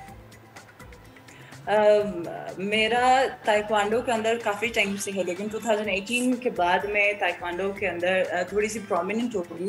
अभी अल्हम्दुलिल्लाह आई हैव डेजिग्नेशन कि मैं Gilgit Baltistan taekwondo women league की प्रेसिडेंट हूँ। पूरे गिलगित बल्तिस्तान मेरे पास है। अभी हम लोग तैयारी करें जीवन के लिए। 40 कंट्रीज से प्लेयर्स आ रहे हैं। पाकिस्तान हमारी खुशनसीबी भी है कि हम लोग होस्ट कर रहे हैं 40 कंट्रीज से। अभी इस टाइम स्पोर्ट्स कम्प्लेक्स इस्लामाबाद में कैंप पे लगा हुआ है। विदिन अ वीक मैं भी जा रही हूँ। इंशाल्लाह दुआ कीजिएगा कि इस दफ़ा हमारी जो टीम है वो अच्छी कारकर्दगी दिखाए। गिलगित बल्तिस्तान 2018 से गोल्ड मेडल्स लेकर आ रहे, मेडल्स बहुत सारे मेडल्स लेके आ रहे हैं। तो ये है। इसके अलावा वी आर एंटरप्रेन्योर्स। हम लोग सॉफ्टवेयर हाउस चलाते हैं, मैं रकमल साथ में। सही। अच्छा सोबे, ये तो आप जैसे आपने पहले भी बताया ना कि गिलगित बल्तिस्तान में लोगों को समझ इसलिए क्योंकि वो अपने बच्चों को बाहर भेजते हैं, लेकिन अकमल आप मुझे बताएं हुंजा में अगर हम वुमेन एम्पावरमेंट की बात करें, हम खुद भी स्टोरीज अपने प्लेटफॉर्म से बड़ी चलाते हैं, बताते हैं लोगों को कि किस तरह से वहाँ की खवातीन बाहर निकलती हैं और उन खवातीन को मोटिवेट कर रही होती हैं जिनको शहर में रहते हुए, जैसे लाहौर, ये कराची, इस्लामाबाद जैसी जगहों पर भी रहते हुए इजाज़त नहीं होती खेल के मैदानों में या फिर अपने लिए कुछ करने की। वहाँ पर खवातीन का रुझान अब ज़्यादा बढ़ना शुरू हो गया है कि वो इंडिपेंडेंट हो जाएं, खुद काम करें, खुद कमाएं। इंडिपेंडेंट होना बहुत अच्छी बात है। मैं खुद घर का सबसे छोटा मतलब बेटा हूँ, भाई हूँ। तो मेरे 6 बहनें हैं। तो मेरे वालिद ने मेरी बहनों को एक स्पोर्ट्स पर्सन और उनको सेल्फ डिफेंस मेरे वालिद ने खुद सिखाया मेरी बहनों को। आज मेरी बहन पाकिस्तान आर्मी में एज अ मेजर सर्व कर रही है। तो इसी तरह हम लोग खवातीन को, मैं अपनी बहनों की मिसाल दे दूँ आपको। उनका तो सब सपोर्ट करते हैं अपने बच्चों को, अपने बच्चियों को पढ़ाने के लिए। हुंजा का अवाम ये है कि अयाशियों के लिए कुछ नहीं करते हैं, वो बेटी को पढ़ाने के लिए अपनी जमीन में बेचने को तैयार होता है। क्या बात है, जबरदस्त, बहुत खूबसूरत बात। पॉजिटिव लेने की सोच है और एक्ट है। ठीक, अच्छा इसके अलावा चलें आपकी शादी पे ज़रा वापस आते हैं। और सोबी, आपने देखा कि कुछ क्लिप्स हैं जिसके अंदर बड़ी खूबसूरत रस्में हैं जो कि सेलिब्रेट की जा रही हैं, डांस किए जा रहे हैं। शादी के हवाले से बताइएगा कि आपके यहाँ, आपके कल्चर के अंदर क्या क्या रस्में होती हैं, किस तरह से ये शादी की खुशियाँ इनको सेलिब्रेट किया जाता है, क्या ख़ास रसूमात होती हैं जो कि लाजमी होती हैं हर शादी में? रस्में हमारी थोड़ी सी डिफरेंट थी, अकबर लोगों की थोड़ी सी डिफरेंट थी। हम लोगों ने कंबाइन करके दोनों रस्में डाल दी थी। अच्छा। इसीलिए हमारी शादी हम खुद भी इंजॉय कर रहे थे अपनी शादी को। तो ये था कि मैं भी थोड़ी सी रिस्पॉन्सिबल थी, मुझ पे भी रिस्पॉन्सिबिलिटीज़ थी, अकमल पे भी रिस्पॉन्सिबिलिटीज़ थी। तो हम लोगों ने स्टार्टिंग से दोनों रस्में साथ साथ चलाई। इनके यहाँ से पैरगुविंदा नाम की चीज़ होती है, जब ये लोग रस्म होती है तो ये हार पहनाने आते हैं कि घर वाले, और वाइट दुपट्टा पहनाते हैं, और वो उसको हम लोग एंगेजमेंट बोलते हैं। गिलगित की जो आवाम है, पूरे पाकिस्तान हम हर जगह में उसको एंगेजमेंट बोलते हैं। हुंजा के अंदर फिर गुजाल आता है, गुजाल के लोग फिर पैरगुविंदा बोलते थे। वो वाली रस्म पहले हुई। उसके बाद हमारी मेहंदी के दोपहर को, रात को मेहंदी होती है, दोपहर को फिर हम लोग सारे गाँव वालों को, रिश्तेदारों को खाना खिलाते हैं। तकरीबन देगें पकती हैं, बहुत बड़ी बड़ी देगें पकती हैं। वो रस्म होती है। फिर शाम को मेहंदी की रस्म, हमारे घर मेहंदी, अकमल के घर मेहंदी, इनके घर फिर एक और रस्म होती है सीट नाम की, जब लड़के को जैसे मायूं बिठाते हैं लड़की को पंजाब में, इसी तरह लड़के के घर भी बेडशीट नाम की चीज होती है। लड़के भी मायूं बैठते हैं यानी वहाँ पर। अच्छा, वैसे पंजाब में भी मैंने सुना है कि मायूं पे बैठते हैं। शादी, जिस दिन शादी होती है ना, शादी से पहले 1 दिन पहले या 2 दिन पहले ये करते हैं कि दूल्हे को उसके प्रॉपर ड्रेसिंग में, जो शादी के दिन वो पहनने वाला है, ड्रेस पहनाते हैं, थोड़ा सा दूध डालते हैं ऊपर। तो बस दुल्हे को घर से निकाल के, मतलब दुल्हन को लाने की जो तैयारियां होती है वो स्टार्ट होती है।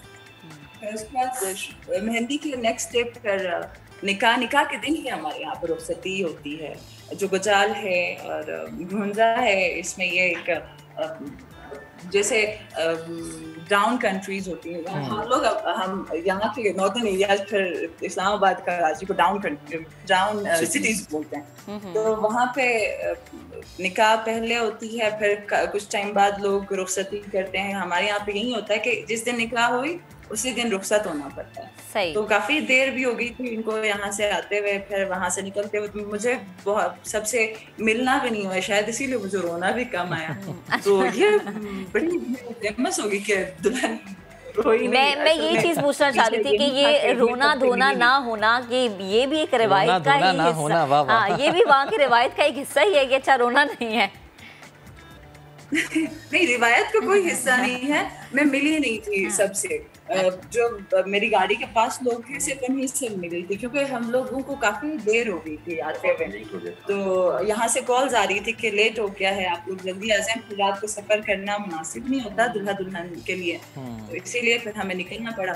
तो मेरे लिए पिकनिक की तरह का हो गया था, मुझे समझ नहीं आ रही थी क्योंकि चीज़ें भी खुद मैनेज करना था और निकाह के ड्रेस के बाद ही आधा घंटे का कोई टाइम था, तब मैंने रुखसती के लिए चेंज करना था, फिर निकलना था, इसीलिए वो एक पिकनिक टाइप था। बस रोना नहीं आया तो नहीं आया बस नहीं आया तो भाई नहीं आया। अच्छा अकमल, ये बताएगा कि आपकी जो बेगम है ताइक्वांडो मास्टर हैं, अब ज़रा थोड़ा सा बच के रहना पड़ता होगा, डर तो नहीं लगता कि कुछ 19-20 हो गया तो यो? बचना तो खैर वो तो हम बचेंगे लेकिन डिस्ट्रक्टिव नहीं है, ये अच्छी पॉजिटिव बात है इसमें कि इट्स नॉट डिस्ट्रक्टिव। तो समझती है चीज़ों को, जब हम दोनों की कोई बात मतलब गलती होती है हम दोनों की, हम 15 minutes I guess 14 to 15 minutes हम लोग चुप बैठते हैं, एक दूसरे की तरफ देखते हैं, फिर हंसते हैं, हंस के बोलते हैं हमारी शादी हुई है, बस उसके बाद दोस्ती। ये बड़ा अच्छा तरीका है वैसे, है ना, कि आप खामोश हो जाएं और फिर हाँ, बिल्कुल, और आप बहस ना करें। 14 to 15 मिनट खामोश बैठ के एक दूसरे की तरफ देखते हैं, मतलब गौर से देखते हैं, मान लेते हैं, फिर एक्सेप्ट कर लेते हैं। एक सॉरी बोलना पड़ता है चाहे गलती हो ना हो, आपको तो पता है नवीद भाई।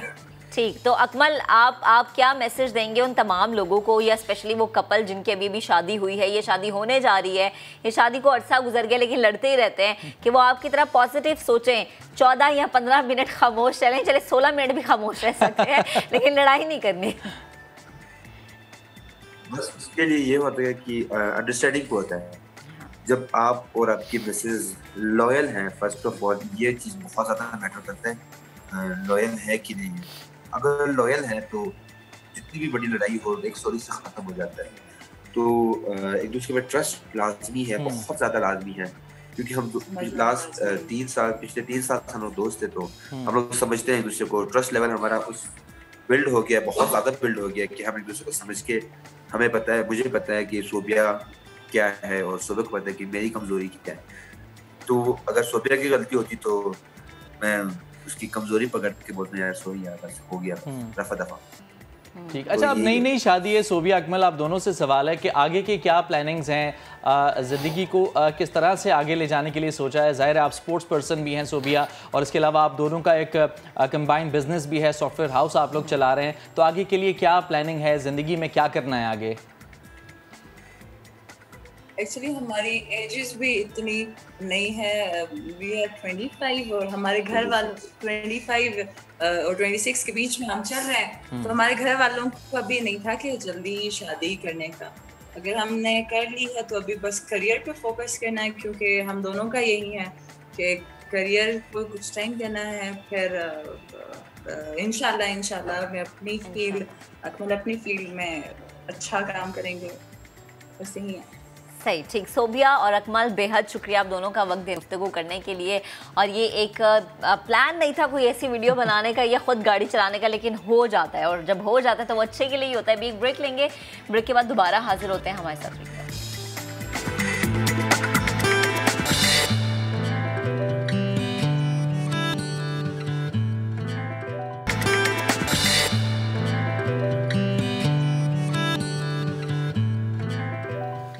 Welcome back. बचपन से अब तक हम एक ही पैगाम सुनते आए हैं कि तालीम हासिल करना बेहद ज़रूरी है। तालीम हासिल करने के लिए कुछ भी करना पड़े कर गुजरें, लेकिन तालीम ज़रूर हासिल करें और ख़ुद को तालीम से आरास्ता करें, क्योंकि जिस शख्स के पास कोई हुनर नहीं होता, कुछ और नहीं होता, अगर उसके पास तालीम है तो वो कभी भी नाकाम नहीं होता। और क्या आपने कभी ये सुना है कि कोई भी बच्चा 1 रुपया यौमिया पर तालीम हासिल कर रहा है? बड़ी हैरानगी वाली बात है कि 1 रुपया आप देते हैं और रोज़ाना का आपने 1 रुपया देना है और आपने तालीम हासिल करनी है। आज हम आपको ऐसे स्कूल में लेके जाएंगे जहां बच्चों को तालीम से आरास्ता करने के लिए 2 बहनें मैदान में आई हैं। कराची का ये इलाका इब्राहिम हैदरी समंदरी खुराक की सनत से जुड़े माहिगीरों पर मुश्तमिल है, और जैसा हम देख भी सकते हैं, सिचुएशन भी हमारी आंखों के सामने कि यहाँ पर तालीम जैसी बुनियादी सहूलत जो है वो बच्चों को नहीं मिलती है। शायद जो सूबाई हुकूमत है उसकी नज़र से ये इलाका ओझल है, या फिर शायद उनकी आंखों के सामने है और कुछ भी करने के लिए तैयार नहीं है। इस बस्ती में रहने वाली दो बहनों ने यहाँ एक ऐसा स्कूल कायम किया है जो 30 रुपये महीना फीस में बच्चों को तालीम के जेवर से आरास्ता कर रहा है। बिल्कुल, आज के दौर में जब महंगी फीसें भरनी पड़ती हैं, वालिदैन परेशान रहते हैं कि शायद उनके पास खाने को पैसे ना हो लेकिन स्कूल की फीसें भरना लाजमी है। ऐसे में इब्राहिम हैदरी का ये इलाका जहां बच्चे और वालिदैन जो है अफोर्ड नहीं कर सकते, ऐसे में हबीबा सुलेमान और यास्मीन खातून हैं जिन्होंने इस सफ़र का आगाज़ किया। ये सफ़र कब से शुरू हुआ, इसी पर गुफ्तगू करने के लिए हमारे साथ इस वक्त मौजूद हैं हबीबा सुलेमान। उनसे बात कर लेते हैं। हबीबा, बहुत शुक्रिया, good morning, thank you so much, आपने ज्वाइन किया। और आपका ये जो सफ़र है, आपकी ये जो काविश है, इसके लिए हम आपको सबसे पहले तो बहुत बहुत मुबारकबाद पेश करते हैं। ये बता दीजिएगा कि कब से ये सिलसिला आपने शुरू किया, कितने बच्चे हैं, कितने स्टूडेंट्स हैं जो कि आपके पास इस वक्त तालीम हासिल कर रहे हैं? जी, हमारे पास 60 बच्चे हैं। पहले मेरे शौहर सुलेमान जो वो शुरू किया उसने बच्चों को पढ़ाना, उसके बाद उनका इंतकाल हो गया, यानी कि 7-8 महीने बाद उसका इंतकाल हो गया जी। तब मैं उसके इंतकाल के बाद बच्चे दरबदर हो रहे थे, तो मैंने सोचा दोनों बहनें मिलके हम लोग इसी बच्चों को अगर छोड़ देंगे इस तरह, ये लोग कुछ भी नहीं पढ़ सकेगा। ऐसे जाहिल कचरा उठाते रहेंगे, गुटखा खाते रहेंगे। यहाँ के लोग तो वैसे भी गुटखा खाने में बहुत माहिर है, तो पूरा दिन कचरे में गुटखा खाने में इस तरह घूमता रहता है गलियों में। तो हम दोनों बहनों ने बोला, वैसे भी हमारे शौहर सुलेमान जो वो बच्चों को पढ़ाने की बहुत कोशिश करते थे, पढ़ाते थे, अब वो नहीं रहे तो हम दोनों मिलकर पढ़ाते हैं बच्चों को। तो हम लोगों ने इनकी माओ से बोला दोबारा। जी, यानी जो आपके शौहर का वो था सफ़र, उसको आप आगे लेके गई हैं, और ये बड़ी एक हिम्मत और चैलेंजिंग वाली बात है। मैं चाहूँगी आप अपनी बात को जारी रखते हुए प्लीज़ साथ में उन मुश्किलात का भी जिक्र कीजिएगा जो कि आपने फेस की हैं।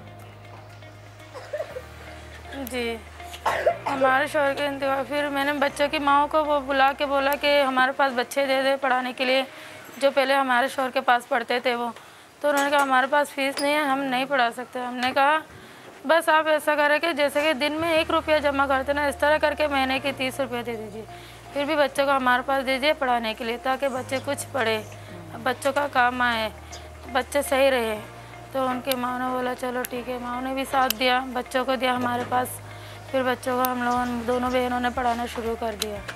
अच्छा, ये बताइएगा कि बहुत तकलीफ। जी हबीबा, ये बताइएगा कि आप जिस एरिया के अंदर रहती हैं, यकीनन जो छोटे बच्चे हैं वो बहुत छोटी एज में मजदूरी करने लग जाते हैं, कमा कर घर पे देते हैं, वो बड़ा ज़रूरी होता है, उनकी फैमिली को सपोर्ट चाहिए होती है। ऐसे में जो लोग थे, जो आपके इलाके के लोग हैं, उनकी तरफ से रिस्पॉन्स कैसा था, कितनी सपोर्ट आपको मिली इस कदम को उठाने के लिए?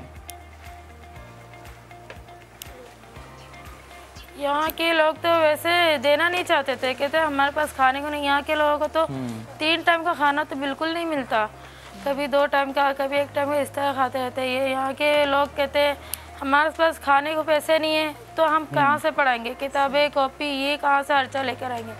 हमने कहा बस 3 कॉपी दे दीजिए, ये लोग कुछ सीखे। और हम लोगों ने इन लोगों से राइटिंग बुक मंगवाया, हम लोगों ने दिए राइटिंग बुक। तो हमने कहा इनका हाथ सीधा हो जाए, इन लोगों को लिखना आ जाए बस, तो आगे इंशाल्लाह कुछ ना कुछ हो जाएगा। तो हम लोगों ने ये हिम्मत करके हम लोगों ने ये बोला, ये मेरा घर है, पहले मेरा शौहर और मैं यहीं रहते थे। अच्छा। जब मेरा शौहर का इंतकाल हो गया तो मैं अपने माँ के घर चली गई और मेरे अपने घर को ही मैंने स्कूल बना दिया। मैंने कहा बच्चे यहाँ पढ़े।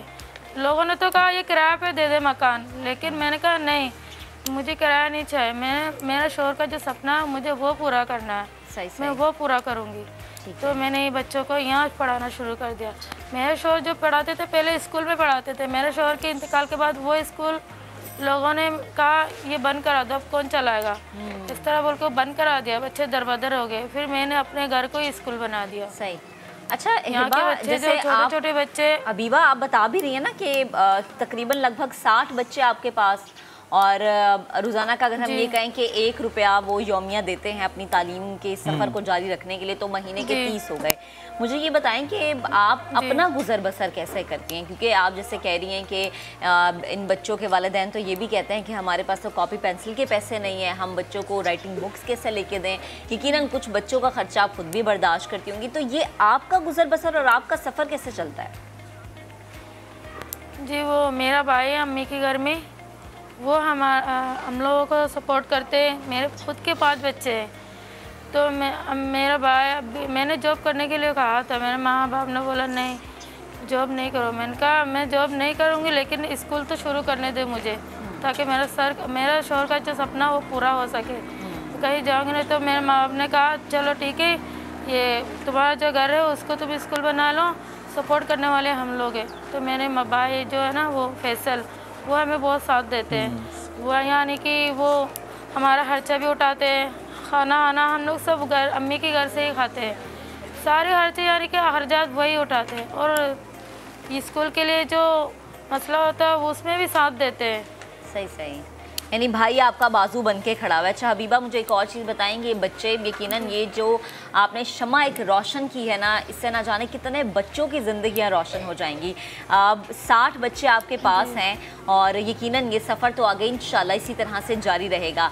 कुछ बच्चे जब आप उनसे पूछती होंगी कि क्या बनना चाहते हो, क्या करना चाहते हो आगे, तो यकीनन वो आपको बताते होंगे कोई डॉक्टर या कोई इंजीनियर बनना चाहता है। मज़ीद इनकी तालीम को आगे ले जाने के लिए आपने कोई प्लान बनाया? जी मैंने तो बहुत सारे लोगों से तो मैंने कांटेक्ट किए। अच्छा। लेकिन आते हैं कुछ करते नहीं हैं, बस देख के चले जाते हैं, हाँ करेंगे ये बोल के चले जाते हैं, कुछ करते नहीं हैं। फिर भी मैंने कहा चलो कुछ ना कुछ अल्लाह पाक ज़रूर करेगा, कोई ना कोई ऐसा आएगा जो करके देगा। हबीबा, बच्चों में कितना शौक देखती हैं आप? जो बच्चे आपके पास पढ़ रहे हैं उनको कितना शौक है पढ़ने का और आगे अपना कुछ नाम पैदा करने का, किसी ख़ास फील्ड में जाने के हवाले से किस तरफ रुझान ज़्यादा है बच्चों का? बच्चों को बहुत शौक है पढ़ने का।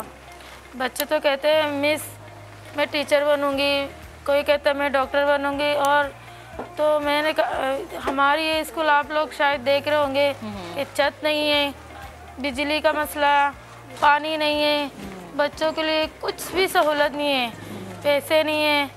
तो धूप इतनी होती है, जब 10, 11, 12 बजे इतनी धूप तेज़ होती है, बच्चों को कभी हम यहाँ लेकर आते, कभी यहाँ रहते हैं। बारिश होती है तो बहुत दिक्कत होती है बारिश की वजह से। सही।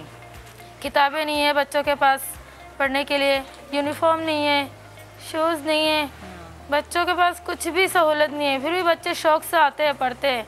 बच्चे कहते हैं हमें पढ़ना है, टीचर आप हमें पढ़ाएं, हम पढ़ेंगे, किसी भी हालत में पढ़ेंगे।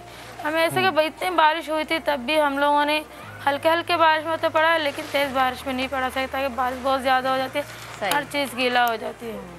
सही। अबीबा, लास्ट में एक और सवाल मैं आपसे पूछना चाहूँगी। जिस तरह से आप बता रही हैं कि बच्चों को शौक़ है पढ़ने का, लेकिन यकीनन कभी कोई ऐसा जिससे आपने कहा हो कि हम चाहते हैं कि आप हमारा बाजू बन के खड़े हों, आप हमारी मदद करें ताकि हम इन बच्चों के लिए चीज़ों को आगे लेके जाएं, कभी कोई ऐसी ऑफ़र आपके पास आई हो या आपने ख़ुद कांटेक्ट किया हो, जैसे आप पहले बता भी रही थी? जी जी, मैंने कांटेक्ट किया, ऑफ़र कोई नहीं आया। वैसे खुद की तरफ से तो आए थे, लेकिन वो लोग जैसे कि वीडियो भर के चले गए, कुछ भी नहीं किया। एक दफ़ा रिलाइफ वाले आए थे, उन लोगों ने बस वीडियो भरे और बच्चों के लिए कुछ पुराने कपड़े दिए। और मैं जब शुरू मेरे शौहर का इंतकाल हुआ था तब आया था, तो मेरे हाथ पे 5000 तमके चले गए। उसके बाद और आया ही नहीं, कुछ काम भी नहीं किया। सही। इस तरह बस आते ही चले जाते हैं, बस लफ्जी बातें होती हैं और अमलन कुछ नहीं होता। हबीबा, आप जो काम आप कर रही हैं ये बहुत अच्छा और नए काम है, अल्लाह आपको इसमें कामयाबी दे। और ये 60 बच्चे, ये 60 घर हैं, सिर्फ ये 60 बच्चे नहीं हैं, ये 60 घर हैं जिनके मुस्तकबिल को आप संवारने की कोशिश करिए। हैं। बेहद शुक्रिया गुफ्तगू करने के लिए, वक्त देने के लिए। जब हम बच्चों की बात कर रहे हैं तो कुछ बच्चे ऐसे होते हैं जिनकी सेहत कभी थोड़ी सी डावाडोल हो जाए ना तो माँ बाप फ़ौरन से परेशान हो जाते हैं। तो बच्चों की सेहत की बात कर लेते हैं। अक्सर घरों में हमने देखा है बड़ों को ये सुनते हुए कि बच्चा मोटा होना चाहिए, मोटा ताज़ा बच्चा होगा तो पता चलेगा अच्छा हेल्दी बच्चा है, खाता पीता अगर बच्चा हमें नज़र आएगा तो पता चलेगा कि ये खाते पीते घर से इसका ताल्लुक है। यानी मोटापे को गोया खाने पीने वाले घर से निशानदेही उसकी कर दी जाती है कि अच्छा अगर बच्चा मोटा है, खा रहा है, हर वक्त मुँह चल रहा है तो इसका मतलब खाते पीते घर से इसका ताल्लुक है। और ये भी देखा जाता है कि अगर बच्चा दुबला है, बहुत ज़्यादा एक्टिव है, लेकिन अगर वो दुबला है तो कहा जाता है शायद इसको खाने को नहीं मिलता, माँ उसका ख्याल ठीक से नहीं रख पा रही है। क्योंकि हाल ही में एक रिसर्च हुई है और इस रिसर्च से ये पता चला है कि बच्चों की जो भरपूर नींद है वो उन्हें मोटापे से बचाती है। अमेरिकी साइंटिस्ट्स का ये कहना है कि लंबी और भरपूर जो नींद है, ये नींद लेने वाले बच्चों के लिए बाद की उम्र में मोटापे का जो खतरा है ये भी कम हो जाता है। तो बच्चों को कितनी नींद लेनी चाहिए और नींद कितनी ज़रूरी है, मोटापे के क्या रीजंस हो सकते हैं, मोटापा बीमारी है या फिर सेहत है, इसी पर बात करने के लिए हमने दावत दी है। स्टूडियोज़ में हमारे साथ मौजूद हैं चाइल्ड स्पेशलिस्ट हैं डॉक्टर अनोखी खानम और आप डायरेक्टर हैं maternal and child health IRD Pakistan. अस्सलाम वालेकुम डॉक्टर साहब, कैसी हैं आप? Good morning. Good morning. अच्छा डॉक्टर साहब टॉपिक तो आपने सुन लिया, बच्चे मोटे ताज़े हैं तो इसका मतलब है कि पेरेंट्स उसका बड़ा ख्याल रख रहे हैं। अगर बच्चा एक्टिव जितना मर्जी हो लेकिन दुबला है तो कहा जाता है कि माँ जी खाने को नहीं दे रही, ऐसा क्यों है? और नींद के हवाले से भी ज़रा बताएं कि कितनी नींद बच्चों को लेना ज़रूरी होती है। तो हमारी जो मुल्क है ना, नॉट जस्ट हमारी मुल्क, साउथ ईस्ट एशिया में यही हो रहा है ना कि खिलाते जाओ। और मेरे पास बहुत सारे, मैंने पहले भी बताया ना, बहुत सारे पेरेंट्स आते हैं। एक दफ़ा जुड़वे आए थे, माँ ने बोला है कि पतले वाला दिखा रही थी, उसने बोला ये कमज़ोर है कमज़ोर है कमज़ोर, और मैंने बोला कमज़ोर और कमज़ोर मत बोलना, ठीक है, पतला है तो पतला बोलो, ठीक है। और इसका भाई था बहुत गोलू गोलू था, तो मैंने बोला था कि आपके जो आप बोल रही कमज़ोर बच्चा है ना वो परफेक्ट है, इसकी वेट परफेक्ट है। आपके जो ये गोलू गोलू बच्चे हैं ना, जो आप सोच रहे हैं बहुत हेल्दी है, ये सिवियरली ओवरवेट है एंड दिस हैज़ कॉन्सिक्वेंस। तो मैं हर वक्त रेकमेंड करती हूँ वेल चेक्स करने के लिए ना, आपको आना चाहिए रूटीन वेल चेक्स। उस पर हम बच्चे को कर्व्स पर प्लॉट करते हैं। तो आप सिर्फ वज़न लेकर नहीं बता सकते कि बच्चा ओवरवेट है, आपको कद भी देखना होता है। दोनों BMI होती है जो हम मेजर करते हैं और देखते हैं अगर बच्चे बेस्ड ऑन इसकी कद की ऊपर इसकी वज़न ठीक है या नहीं। तो अगर एक छोटा सा बच्चा है, ठीक है, और एक लंबा सा बच्चा है, इनकी वेट एक ही उम्र की है मगर इनकी वेट फ़र्क हो गई, ठीक है। और हेल्दी वेट, अगर बड़ा बच्चा के वेट छोटा बच्चा को हो तो वो छोटा बच्चा ना मोटा हो जाता है, ठीक है। मोटापन की जेनेटिक्स भी होती है, ठीक है, हमें समझ पता है ये सारी चीजें ना एक एक करके, क्योंकि मेरे भी बच्चे हैं ना। तो जेनेटिक्स प्रीडिस्पोजिशन होती है, ठीक है।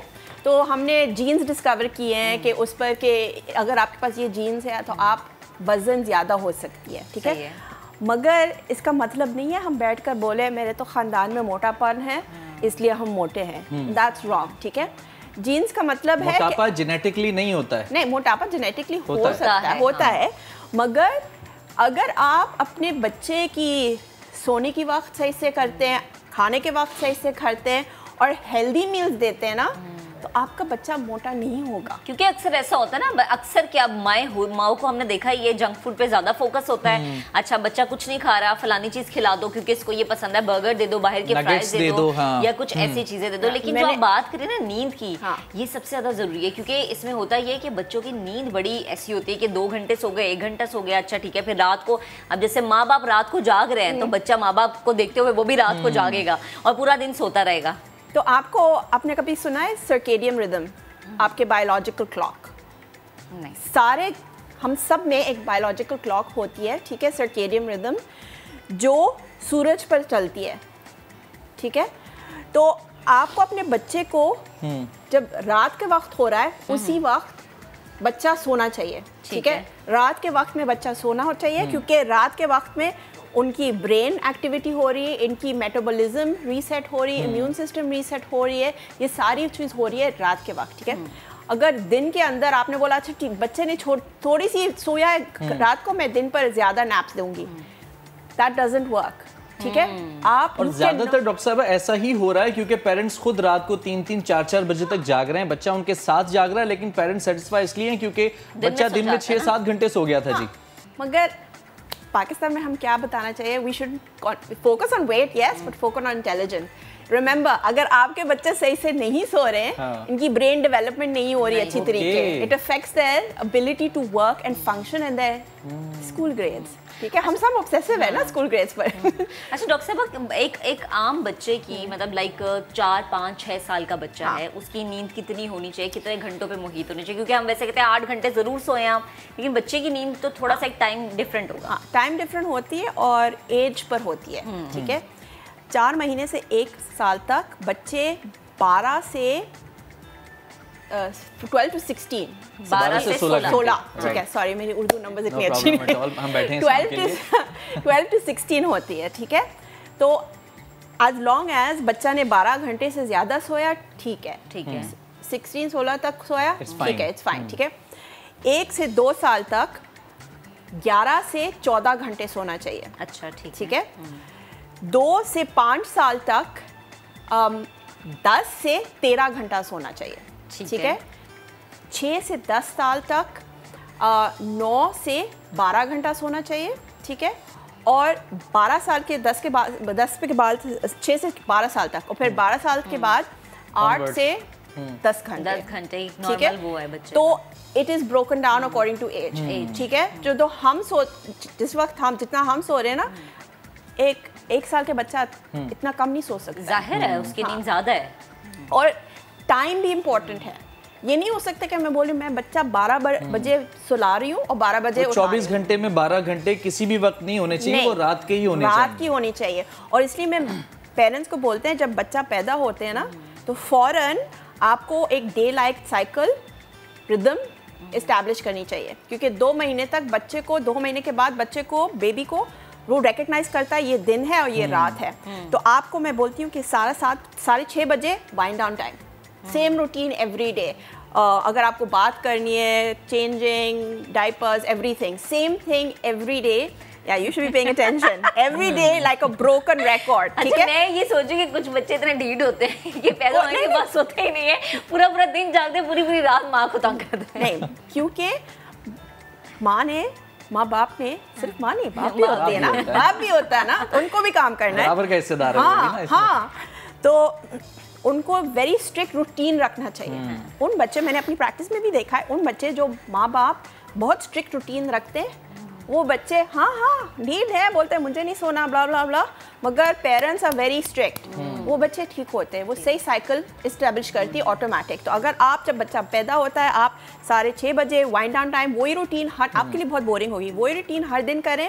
7:30 बजे लाइट्स आउट। ठीक है, कमरा अंधेरा, एक छोटी सी नाइट लाइट हो सकती है या बाथरूम डोर खोला हो सकता है ताकि थोड़ी सी लाइट हो। जब बच्चा उठता है, वो उठेगा ना हर 2-3 घंटे खाने के लिए, तो आपको अंधेरा में करनी चाहिए।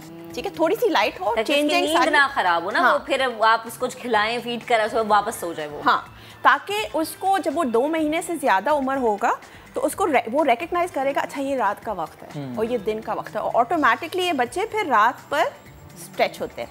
और ये जो आप बोल रहे हैं ना कि चंद बच्चे रात भर जागते हैं, उनमें आपको पूछना है खानदान में कौन नाइट आउल है, कौन रात पर जागता है। आपको पकड़ा दो। हाँ, क्योंकि उसको पकड़ा दो ना बच्चा। वही होता है ना, हमें नहीं पता अगर जेनेटिक्स है। सो जस्ट रिमेंबर, अगर आपका बच्चा सही से रात में नहीं सो रहा, तो आपका बच्चा सही से एक्टिविटीज नहीं हो रही दिन में, that also contributes to obesity. अच्छा डॉक्टर साहब, एक इम्पॉर्टेंट चीज़ वो ये कि सेहत की बात हो रही है, मोटापे की बात हो रही है, बच्चा अगर गुबलू है तो कहाँ जाके पता चलता है कि ये जो गुबलूपना है यहाँ से आगे जो है अलार्मिंग है? किस पोजीशन पे आके हमें पता चलता है कि इससे ज़्यादा खतरनाक हो सकता है? At birth. ठीक है, जब बच्चे पैदा होते हैं, बर्थ पर हम वजन और लेंथ लेते हैं ना, जब भी पहले 6 महीने में वी सी द चाइल्ड, हम तकरीबन हर महीने बच्चे को चेक करते हैं। ठीक है, क्योंकि सबसे रैपिड डेवलपमेंट होती है पहली 2 साल में, और पहली 6 महीने में बहुत सारे और टीके भी होते हैं, तो हम मेज़र करते रहते हैं। और ये मत समझना कि मैंने बच्चे को माँ का दूध पिला दिया ऑन डिमांड, मेरा बच्चा मोटा नहीं होगा। क्लियर है? यस, अगर आप सही से कर रहे हैं, ओबेसिटी इज लेस लाइकली, वो लेस लाइकली होती है breast fat babies other than formula fat. मगर अगर आप आपके बच्चे को हर 10, 15, 20 मिनट माँ का दूध दे रहे हैं, जो बहुत सारे माँ करते हैं पैसिफायर के तौर पर, वो बच्चा रो रहा है, ठीक है माँ को दूध दे दें, मेरे पास बच्चे हैं जो सो सिवियरली ओवरवेट है, वो लाइक 3 महीने का बच्चा का वजन 8 महीने का बच्चा का है। अच्छा। और उनके पेरेंट्स बड़ा कॉन्फिडेंटली घूमते हैं, हमारा बच्चा तो जी वाह वाह। बच्चे सेहतमंद हैं। और फिर हमें क्या देखना है कि ये फीडिंग प्रॉब्लम है या कोई मेटाबॉलिक प्रॉब्लम, क्योंकि दूसरी बीमारियां होती है जो छोटे बच्चे भी मोटे होते हैं। डॉक्टर साहब कुछ माँ ऐसी भी तो कहते हैं बच्चा बस हमारा रोए ना, बस खामोश है, हंसता मुस्कुराता रहे। बेहद शुक्रिया वक्त के लिए डॉक्टर साहिबा। अभी क्लोजिंग हम कर लेते हैं, वक्त खत्म हो गए। कल इंशाल्लाह आपसे फिर से मुलाकात करेंगे, बहुत सारी बातें डिस्कस करेंगे, बहुत सी खबरें होंगी। कल मैच भी है ना, तो कल मैच पे भी हम बात करेंगे। अपना बहुत सा ख्याल रखना। अल्लाह हाफिज़।